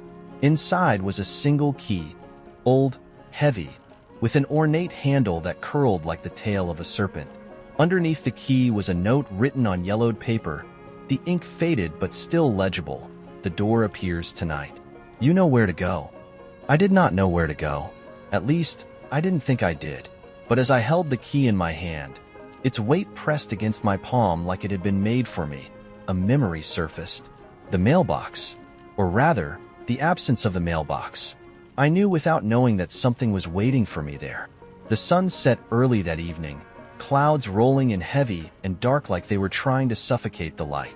I grabbed the key, shoved it into my coat pocket, and walked toward the empty square of dirt where the mailbox used to be.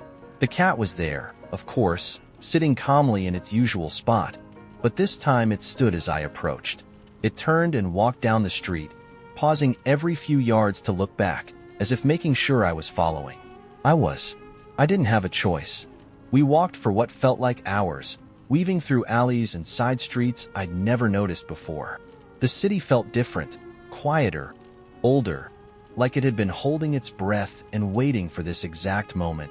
Eventually, we stopped in front of a narrow alley that ended at a brick wall. Except the wall wasn't solid anymore. A door had appeared, tall and heavy, with carvings that matched the key's handle. Serpents curling into infinity, mouths open like they were whispering secrets to one another. The cat sat beside the door, watching me. I didn't hesitate. I pulled the key from my pocket, and as I pressed it into the lock, a sound like rushing wind filled the alley, as though something enormous had just exhaled. The door creaked open, revealing nothing but darkness on the other side. I turned to the cat. "What's in there?" It blinked once, slowly. Then it stepped into the shadows and disappeared. I stood at the threshold, staring into the dark, my heart pounding so hard I could feel it in my fingertips. I could turn back. I could forget the cat, the key, the letter, all of it. But deep down, I knew that wasn't an option. Some doors, once opened, won't let you close them again. I stepped inside. The door swung shut behind me. At first, there was nothing. No sound, no light, not even the sense of ground beneath my feet. I was nowhere. But slowly, the darkness shifted, colors bleeding into existence like ink dropped in water. I was standing in a vast, endless field under a black sky that shimmered faintly, as though stars were trapped just beneath its surface. The cat sat a few feet away, waiting. Around us, hundreds, maybe thousands, of other doors stood like silent sentinels, each one carved differently. Some looked ancient, covered in moss and vines, while others were sleek and metallic, humming faintly with energy. "What is this place?" I asked, my voice swallowed by the vastness. The cat didn't answer. It simply turned and walked toward one of the doors, its tail flicking like it knew something I didn't. I followed, because what else do you do when you've gone too far to turn back? I didn't notice the room was shrinking until I knocked over the lamp. It wasn't the kind of dramatic realization you see in movies, with walls creaking inward and floors groaning, but a slow, creeping sensation that something was off. It began earlier that day when I couldn't find my favorite mug. Not unusual, things go missing all the time. But when I finally found it, it was in the fridge, sitting smugly between a carton of eggs and an expired yogurt. I chalked it up to my brain being on autopilot, grabbed the mug, and moved on. Then I realized the coffee maker had stopped making my coffee, right? Every morning for the last 2 years, I'd pressed the same button, and it delivered exactly what I needed. Not too strong, not too weak, the perfect shade of caramel. But today, it sputtered out a watery mess and blinked a new message across its little screen. Taste profile resetting. Please recalibrate. Recalibrate. Like my morning routine was an airplane instrument panel. I stared at the screen. What's wrong with you? I muttered, as though talking to it would help. The coffee maker whirred in reply, as if it was also annoyed. I sighed, gave up, and left for work. That's when I first noticed the hallway. It was shorter, just slightly, than I remembered. I paused, frowning, and looked around. Everything appeared normal. The same framed photo of a beach I'd never been to, the same scuff mark on the baseboard. But something about the distance between my front door and the elevator felt compressed. I shook it off, muttering, "You're imagining things," and continued with my day. By the time I came home, though, the feeling had solidified into certainty. My living room was smaller. Not much smaller. Just a couple of inches here and there, enough to make my couch feel oddly out of place, as if it had grown overnight while the room around it decided to shrink. I tried to measure with my arms stretched wide, but that only made me feel like I was reenacting a scene from a nature documentary. "Maybe I'm losing it," I said out loud, half hoping my voice would fill the extra void that didn't used to exist. I made dinner, pushing the thought aside. The pasta boiled, the garlic sizzled, and for a brief moment, I let myself relax. But then my fridge, my brand new fridge, let out a series of chirps. I turned around, spatula still in hand, and saw a message glowing faintly on its screen. "Reorganize for maximum efficiency." The words pulsed like a heartbeat. What? Why? I asked it, like a lunatic. But the fridge held its ground, the message blinking until I opened the door. Inside, everything felt wrong. The milk was in the wrong spot. The vegetables were crowded into the deli drawer, their leafy greens peeking out like prisoners begging for freedom. My fridge had rearranged itself. I grabbed the milk and slammed the door shut, shivering.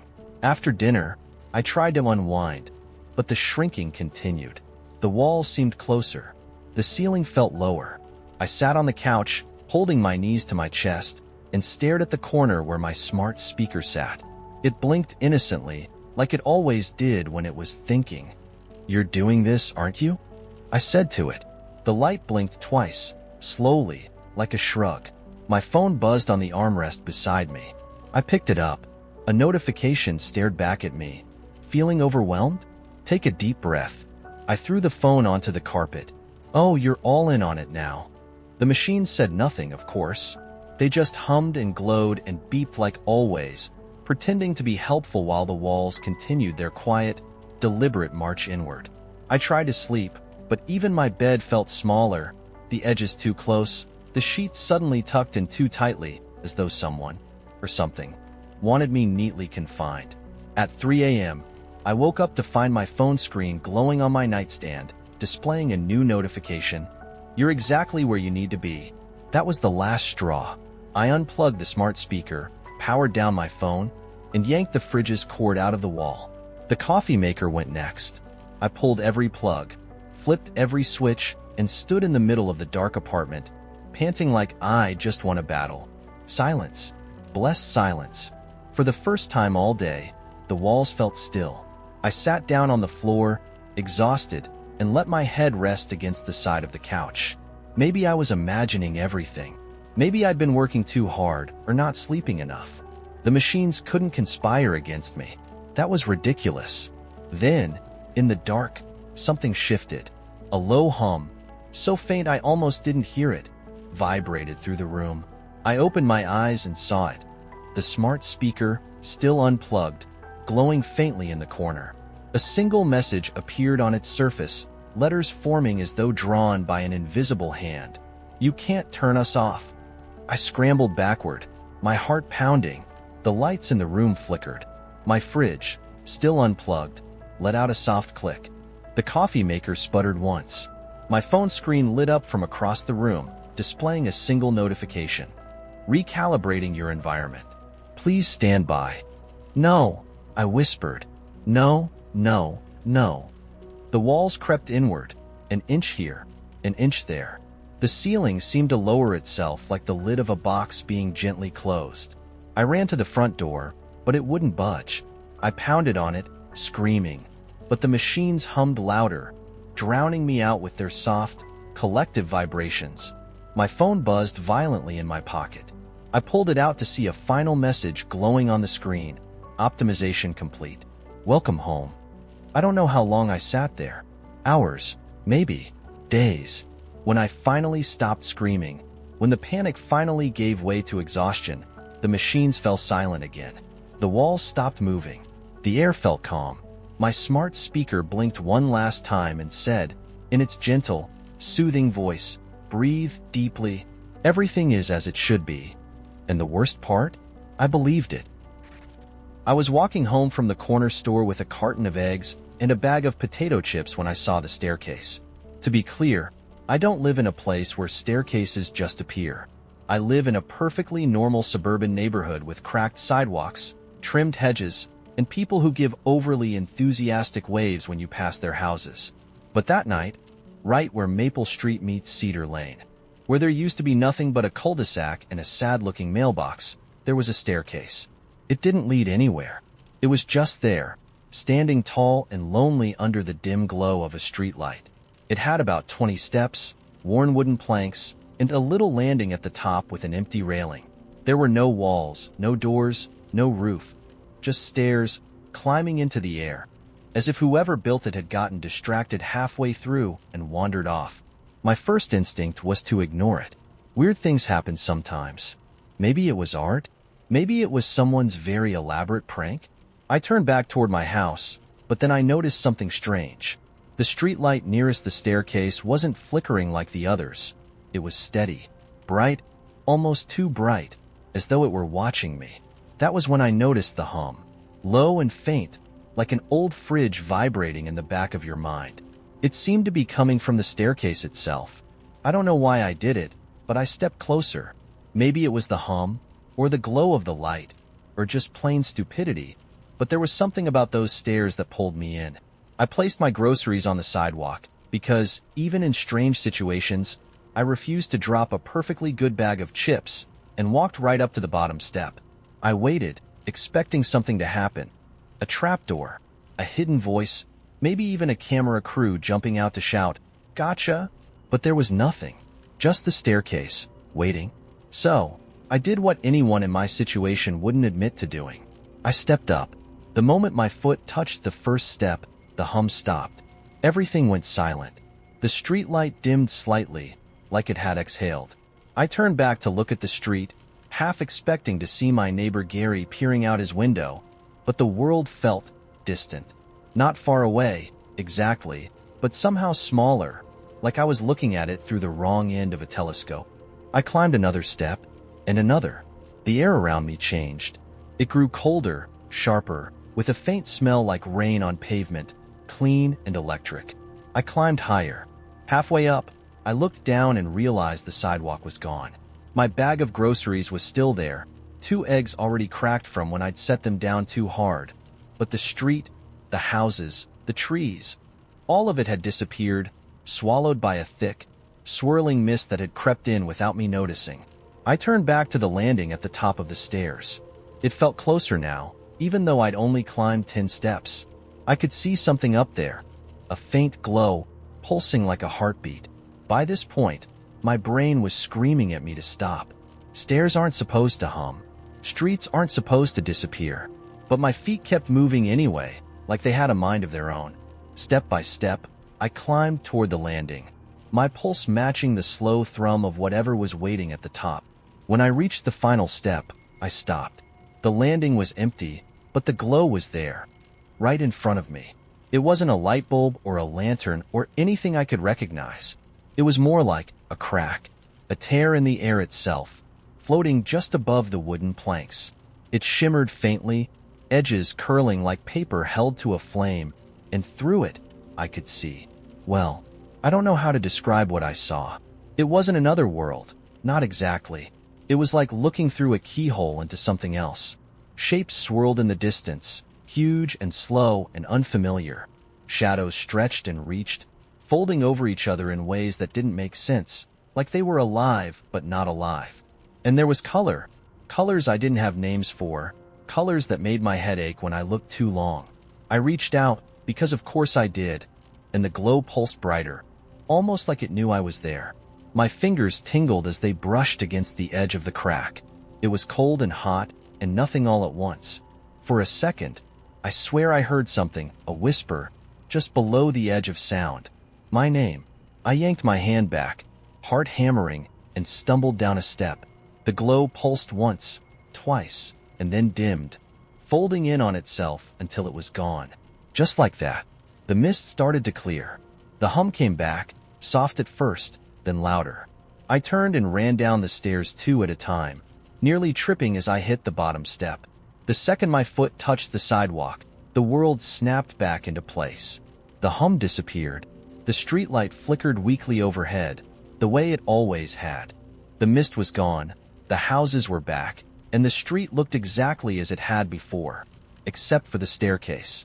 It was still there, still humming faintly, still standing in the middle of the street like a question no one knew how to ask.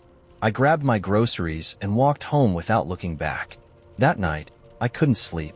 I kept hearing it, the hum, the faint whisper of my name, and I couldn't stop thinking about what I'd seen. The crack, the shapes, the colors that didn't exist. I wanted to forget, but part of me didn't. Part of me wanted to go back, to climb the stairs again and see where the crack led. The next morning, I went back to the cul-de-sac. The staircase was gone. No one in the neighborhood mentioned it. No one seemed to remember it had been there at all. When I asked Gary if he'd seen anything weird the night before, he gave me a blank look and said, "You mean besides you standing in the middle of the street like a lunatic?" That was 2 years ago. I still think about it sometimes. The hum, the crack, the way the world folded into itself like it didn't want me to look too closely. I still hear the whisper, too, always faint, always just under the edge of sound. My name, calling me back, and sometimes, when I'm walking home late at night, I catch myself looking for it. An empty staircase, a glowing crack, a door to somewhere else. I don't know what's worse, that I haven't found it again, or that I might. This morning, I woke up to find the air in my room had turned blue. Not just any blue, living blue. It moved like smoke, curling around the furniture, slipping under the bed, rising and falling like it was breathing. I sat up and watched it drift through the beams of sunlight pouring in from my window, and it felt like the whole room was underwater. "What is this?" I mumbled, half expecting no one to answer because I lived alone. But the blue moved faster, swirling into a single column in the middle of my room before thinning itself into the shape of a person. It wasn't solid, more like someone had drawn the outline of a body with mist. Its head tilted as it looked at me, a shimmering figure of pure color. "Oh, good," it said, voice soft and rippling like someone speaking underwater. "You're awake. That makes this easier." I blinked. "You're talking. The air is talking." "The air isn't talking," the figure replied. "I'm talking. I'm not air. I'm what's in it." "That's not helpful," I said, gripping the blanket in a white-knuckled grip. "What are you, then?" The figure rippled with amusement, like a rock had been dropped into a pond. "You'd call me something silly. A spirit, a ghost, a hallucination. None of those are right, but they're close enough for your brain to handle. Let's just say I'm here to let you in on a secret." I sat there, frozen.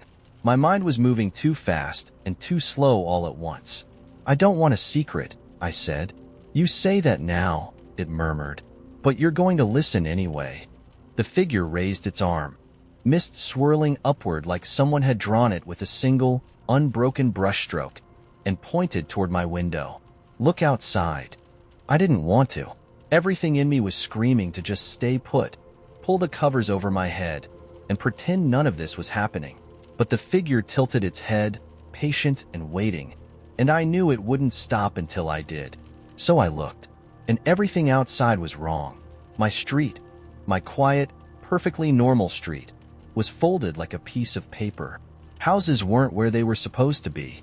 Some were crumpled into impossible angles, roofs touching the sidewalks like someone had pushed them over. The sky had split into ribbons of color, flowing lazily as if the universe had decided to unravel itself for fun.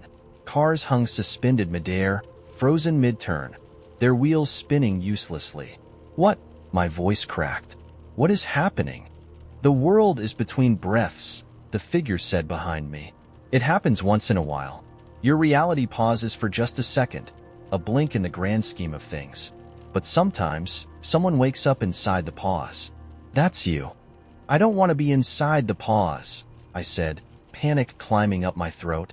Put it back. Fix it. I can't fix it, the figure replied, unbothered by my shaking voice. The world will unpause when it's ready.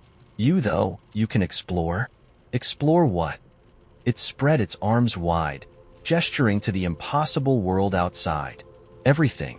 This is the space in between. You're lucky, really. Most people never get to see it. They don't even know it exists. That's because it shouldn't exist. I snapped. Should and shouldn't, it said, swirling toward the window.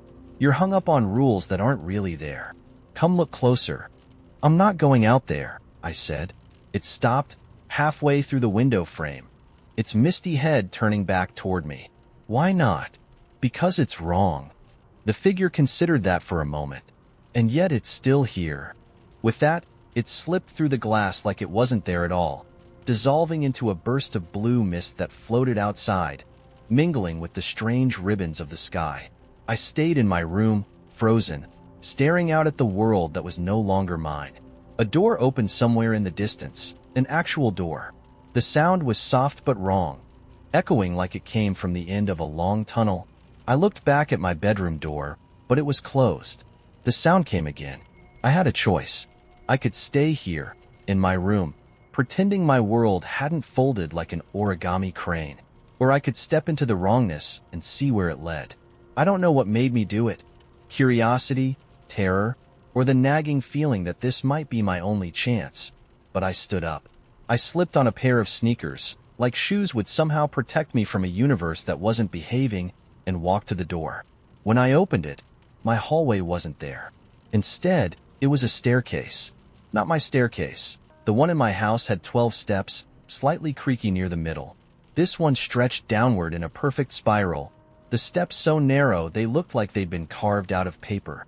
There was no railing, just steps descending into endless white, glowing faintly as if lit from within. Are you serious? I muttered to no one, but the air didn't respond, so I went down. The steps were steady beneath me, but the farther I descended, the more the white began to change. Faint colors began swirling in the space beyond the staircase, shifting shades of gold and red and green, like oil on water. Shapes floated in and out of view. Buildings that looked half-finished, bridges that started and stopped midair, rooms suspended sideways with furniture pinned to the walls. I could hear faint noises now, laughter in the distance, soft music played on instruments I didn't recognize, the hum of machinery, and footsteps that seemed to follow me but never got closer. I don't know how long I walked. It could have been hours, or days, or minutes. There was no sense of time in this place, only the colors that got brighter and the shapes that grew stranger. When I finally reached the bottom of the staircase, there was a door. It was nothing like the twisted, impossible architecture I'd seen on the way down. This door was simple, plain wood, with a handle shaped like a question mark. What happens if I open you? I asked, because at this point, talking to doors seemed perfectly normal. The door didn't answer, but I didn't expect it to. I placed my hand on the handle. The question mark was warm. Not hot, not cold, alive. I turned it and pushed the door open, bracing myself for more wrongness. Instead, I stepped onto my street. Everything was back where it should be. The houses were upright. The sky was blue, cloudless, unbroken. A car rumbled past me, its driver yawning, unaware of anything unusual. The world was moving again, breathing again. I turned around to look at the door I'd stepped through, but it was gone. Just empty air where it had been. Juniper appeared at my feet, meowing lazily. "You were gone for a while," she said, stretching. I stared at her. "You're talking." "Am I?" she said, licking her paw. "Or are you just finally listening?" She trotted back toward the house like nothing had happened. I stood there for a long time, staring at the sky, half expecting it to split apart again. But it didn't. Everything stayed where it was. Normal. Perfect.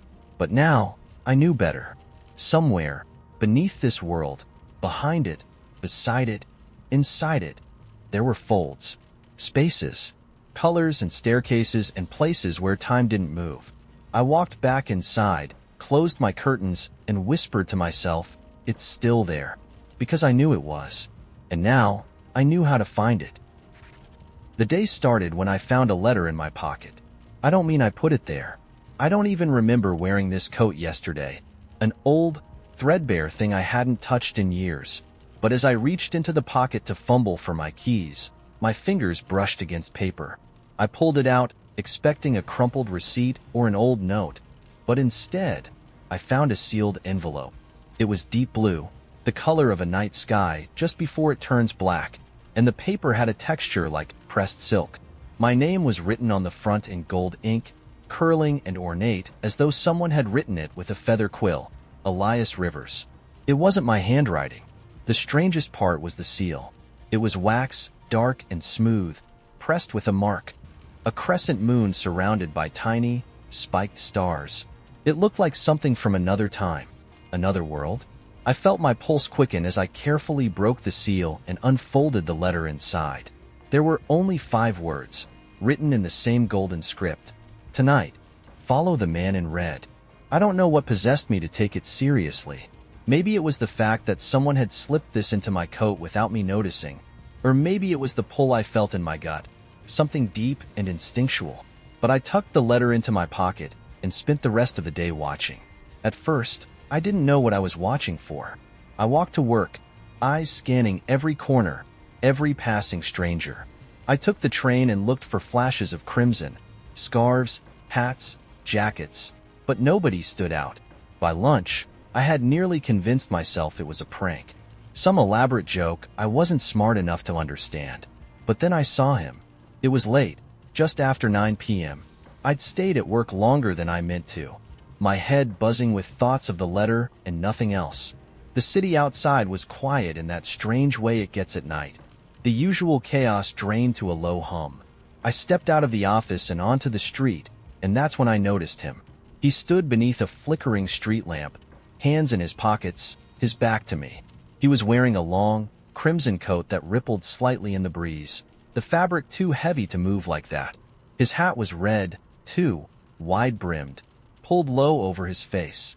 The moment I saw him, it was like the world around him dimmed, as though all the light had been poured into his silhouette. He turned his head slightly, just enough to let me know he'd seen me, and then he started walking. My feet moved before my brain could catch up. I followed him. We moved through the streets in silence. The further we went, the stranger the city seemed to become. Buildings I didn't recognize loomed where I was sure there had been nothing but parking lots before. Street signs twisted in on themselves, the letters rearranging into unfamiliar words. The street lamps overhead buzzed louder, their light flickering until it was more shadow than illumination. The man in red never looked back. He moved like a shadow with purpose, turning corners that seemed sharper than they should have been, disappearing briefly into alleys that felt too narrow for a human body to slip through. I wanted to call out to him, to demand answers, but my voice felt trapped in my throat, like speaking would shatter something fragile. Then, without warning, he stopped. We stood at the edge of a park I'd never seen before. It was walled in by wrought iron gates that twisted into strange shapes, and inside, the air was thick with fog. The man turned to face me, and for the first time, I saw his face, or what should have been his face. There was nothing there. The hat and collar of his coat framed only darkness, a deep and endless void where his features should have been. But I could feel him watching me, not with eyes, but with something deeper. "You came," he said. His voice wasn't a voice at all, but a low vibration that rattled in my bones. I swallowed hard. "What is this? Who are you?" He tilted his head, the motion unsettling in its precision. "I am the guide. And this," he stepped aside and gestured toward the foggy park, "is where you begin." Begin what? The choice. Before I could ask what he meant, the fog shifted. Shapes moved within it, figures walking slowly through the mist, their outlines blurred and dreamlike. I stepped closer to the gate, gripping the cold iron bars, and saw a woman emerge from the fog. She looked familiar, though I couldn't place how. She was barefoot, wearing a thin white dress, her dark hair cascading over her shoulders like silk. Her face was calm, serene, but her eyes were locked onto mine, wide and unblinking. She raised a hand and beckoned me forward. I turned to the man in red. "Who is she?" "One possibility," he said. "Step inside and you'll know." I looked back at the park. The fog swirled more violently now, and I saw flashes of other figures. More people I thought I recognized, their faces just out of focus, their mouths moving in silent words I couldn't hear. The air felt heavy, charged with something I didn't understand. "What happens if I go in?" I asked. "You will find what you've forgotten," he said simply, "or lose what you've never known." His words made no sense, but they rang in my ears like a warning. My heart pounded as I stood there, caught between the gate and the man in red, between the known world and the unknown. "Why me?" I whispered. He tilted his head again. "Because you were the one who listened." I don't know how long I stood there. The fog seemed to pulse, closer now, like it might spill out past the gate and swallow the street whole. The woman raised her hand again, beckoning, her face patient and expectant. I took a step forward. The moment my foot crossed the threshold, the fog closed around me like a curtain, thick and impenetrable. The street, the man in red, the city, everything was gone. The world was only mist and shadow, and somewhere in the distance, the faint sound of footsteps echoed. "Hello?" I called, but my voice came back to me distorted, as though it belonged to someone else. The footsteps grew louder. I turned, but there was nothing, only fog, then a whisper, close to my ear. "Do you remember yet?" I spun around, but no one was there. The fog thinned slightly, and for just a moment, I saw a door standing in the distance. It was the same deep blue as the envelope, and the crescent moon symbol glowed faintly on its surface. My pulse quickened. I walked toward it, the mist swirling around my legs, whispering in words I couldn't understand. When I reached the door, I hesitated. My name was written on it in golden script, just like before. The whispers grew louder. The fog pressed in. I opened the door, and everything I had forgotten came rushing back. The first time I heard about the Echo game, I was 13 years old, sitting cross-legged in my friend Danny's basement. It was one of those summer nights when kids dare each other to test their courage. Haunted houses, ghost stories, stupid stunts someone's older brother swore only works at midnight. That night, Danny's brother Jared told us about it. "It's not a game you win," Jared said, his voice low and theatrical, the kind of tone older kids use when they know they've got you hooked. "It's a game you survive." I rolled my eyes. Danny elbowed me in the ribs, wide-eyed, completely buying into whatever nonsense Jared was about to sell us. "Here's how it works," Jared continued. "You find a place with an echo, like an empty field, a tunnel, or an old building. You stand in the center and call out your own name. That's all. Just your name." "That's it?" Danny said, his disappointment obvious. Jared smirked. "Not quite. You'll hear the echo bounce back at you, right? That's normal. But if you listen carefully, the second time the echo comes back, it won't be your voice anymore. It'll sound different.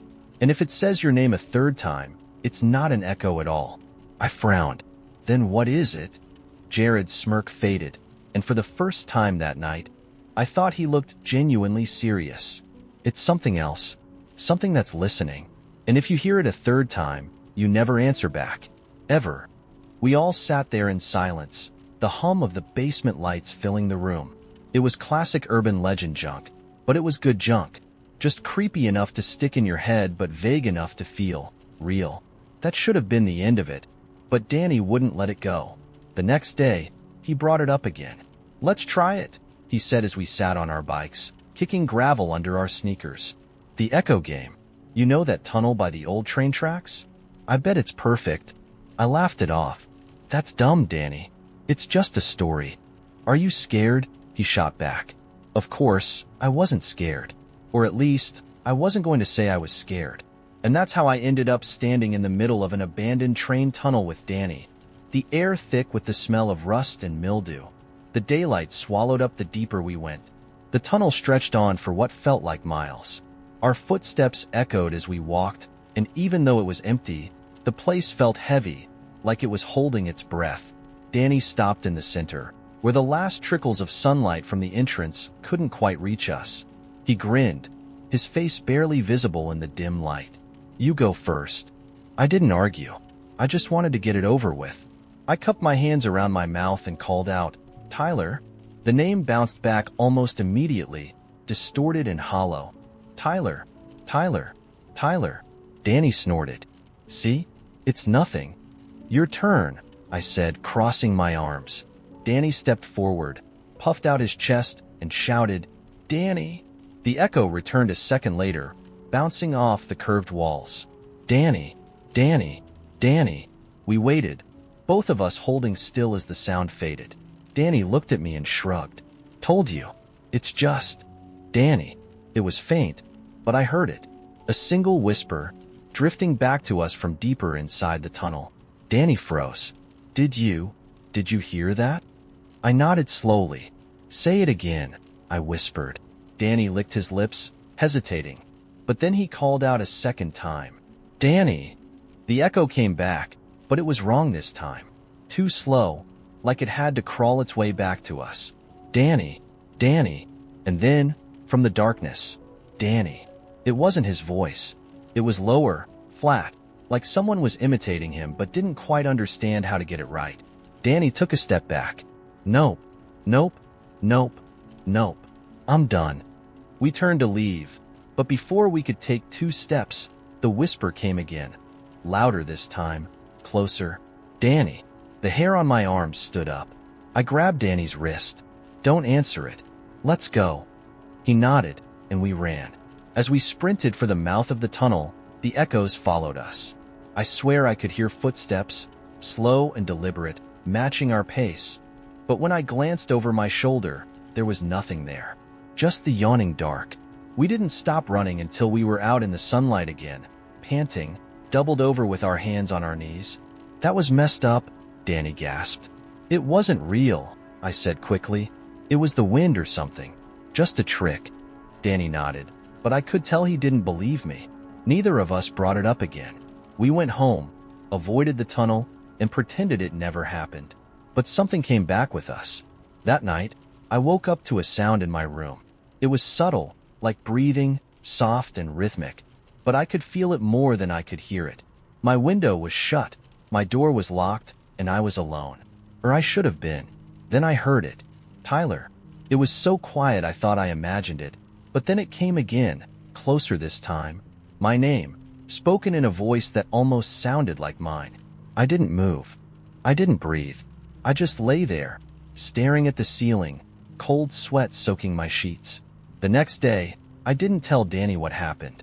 I didn't need to. The dark circles under his eyes told me he hadn't slept either. "It's still calling me," he said quietly, staring down at his lunch tray in the school cafeteria. "What do you mean?"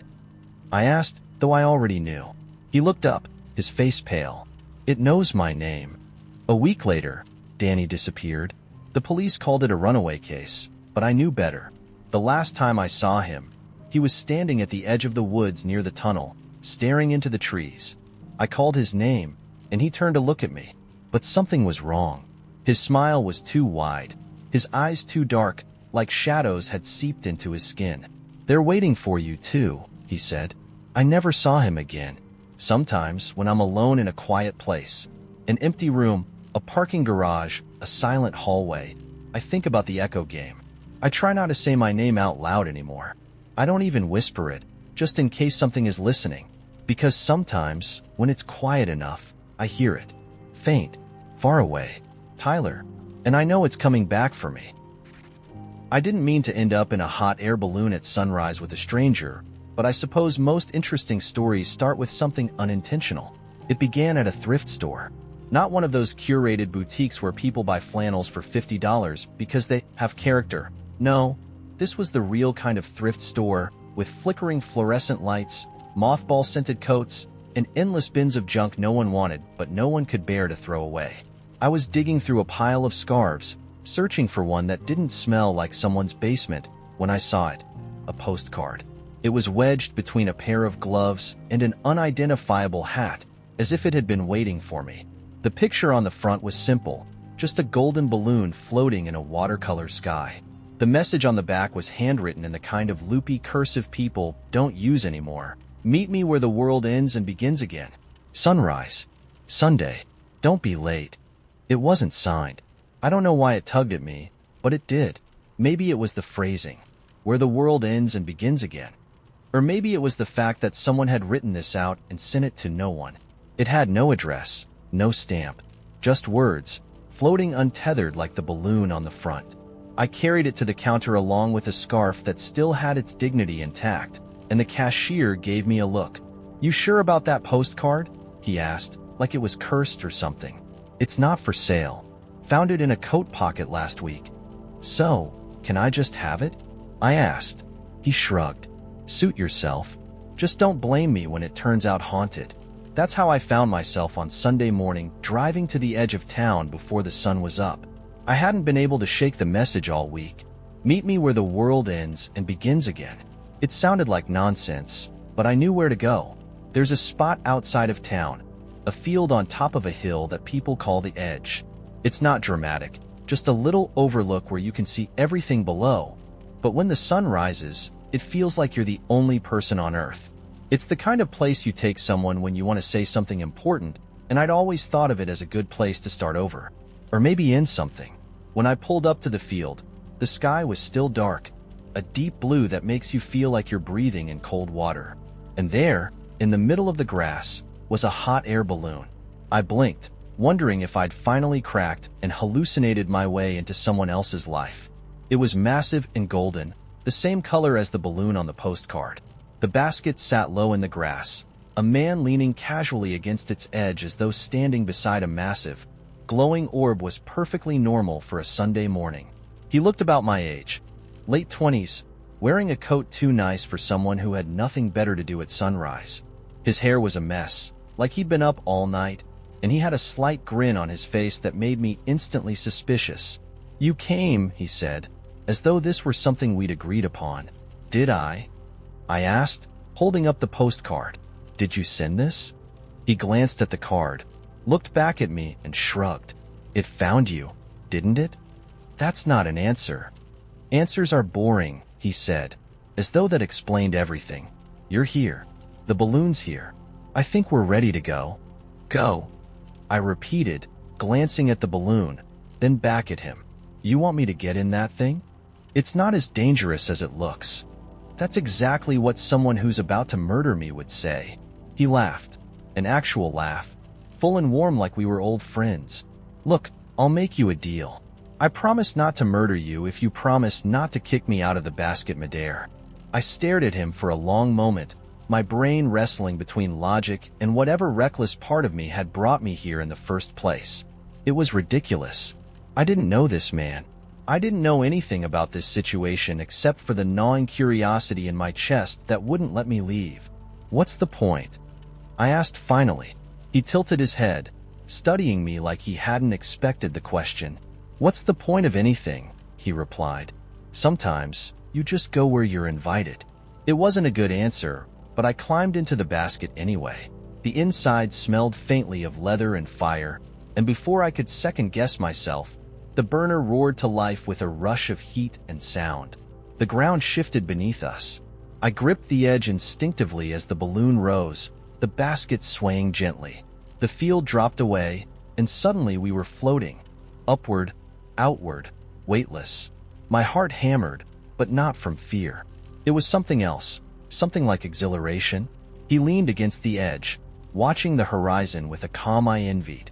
The sky had started to shift, the blue fading into streaks of orange and pink. I looked down, and the earth looked so small and far away it felt like it wasn't real anymore. Just a story someone had told me once.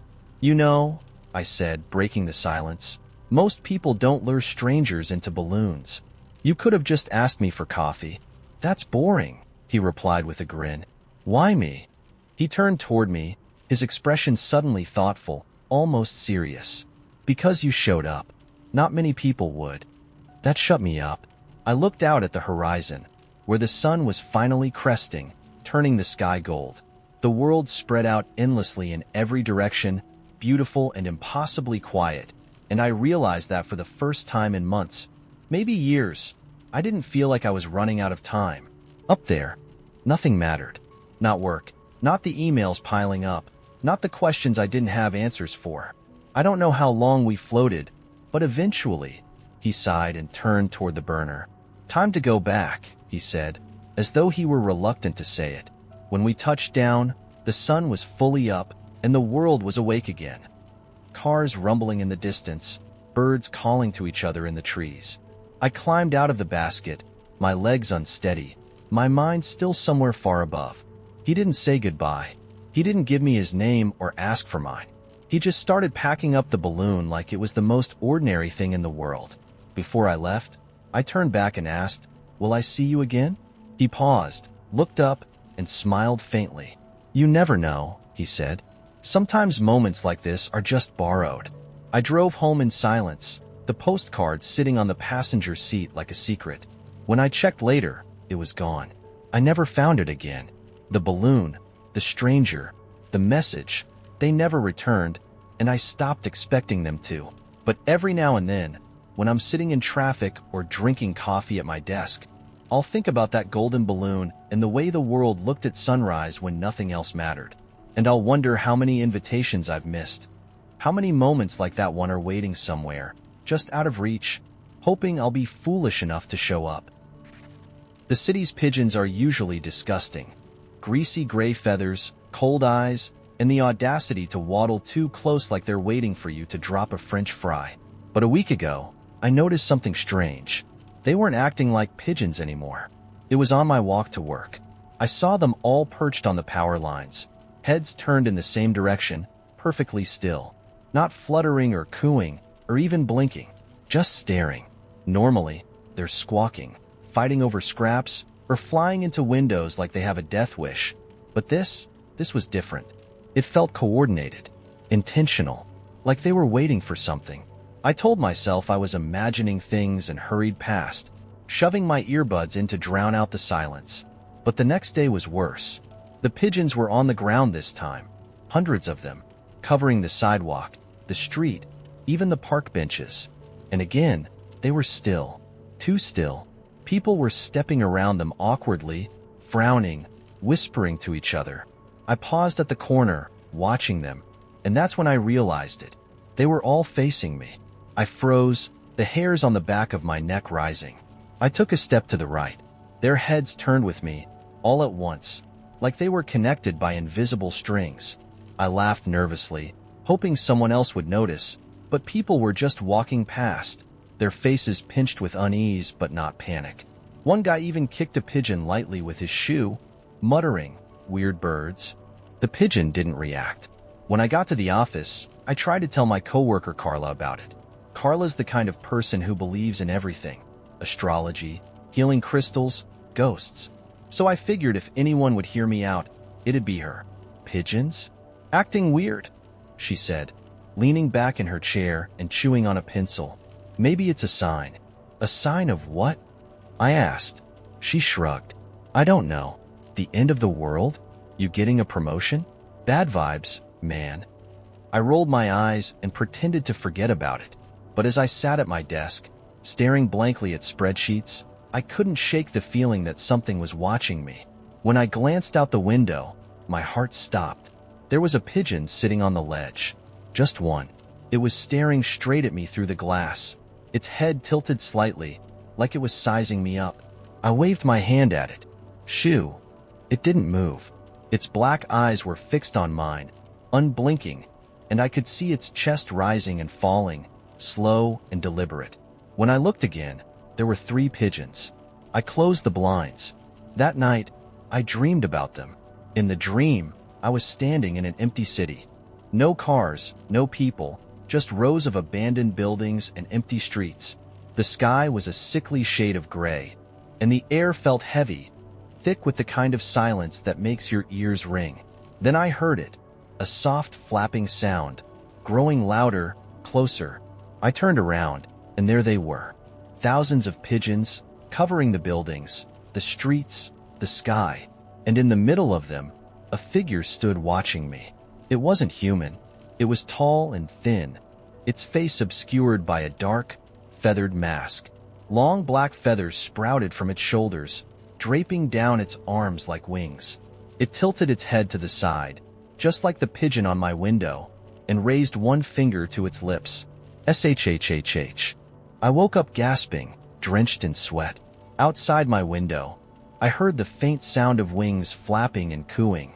The next morning, I almost stayed home. I couldn't shake the dream or the way the figure had looked at me, like I was something fragile.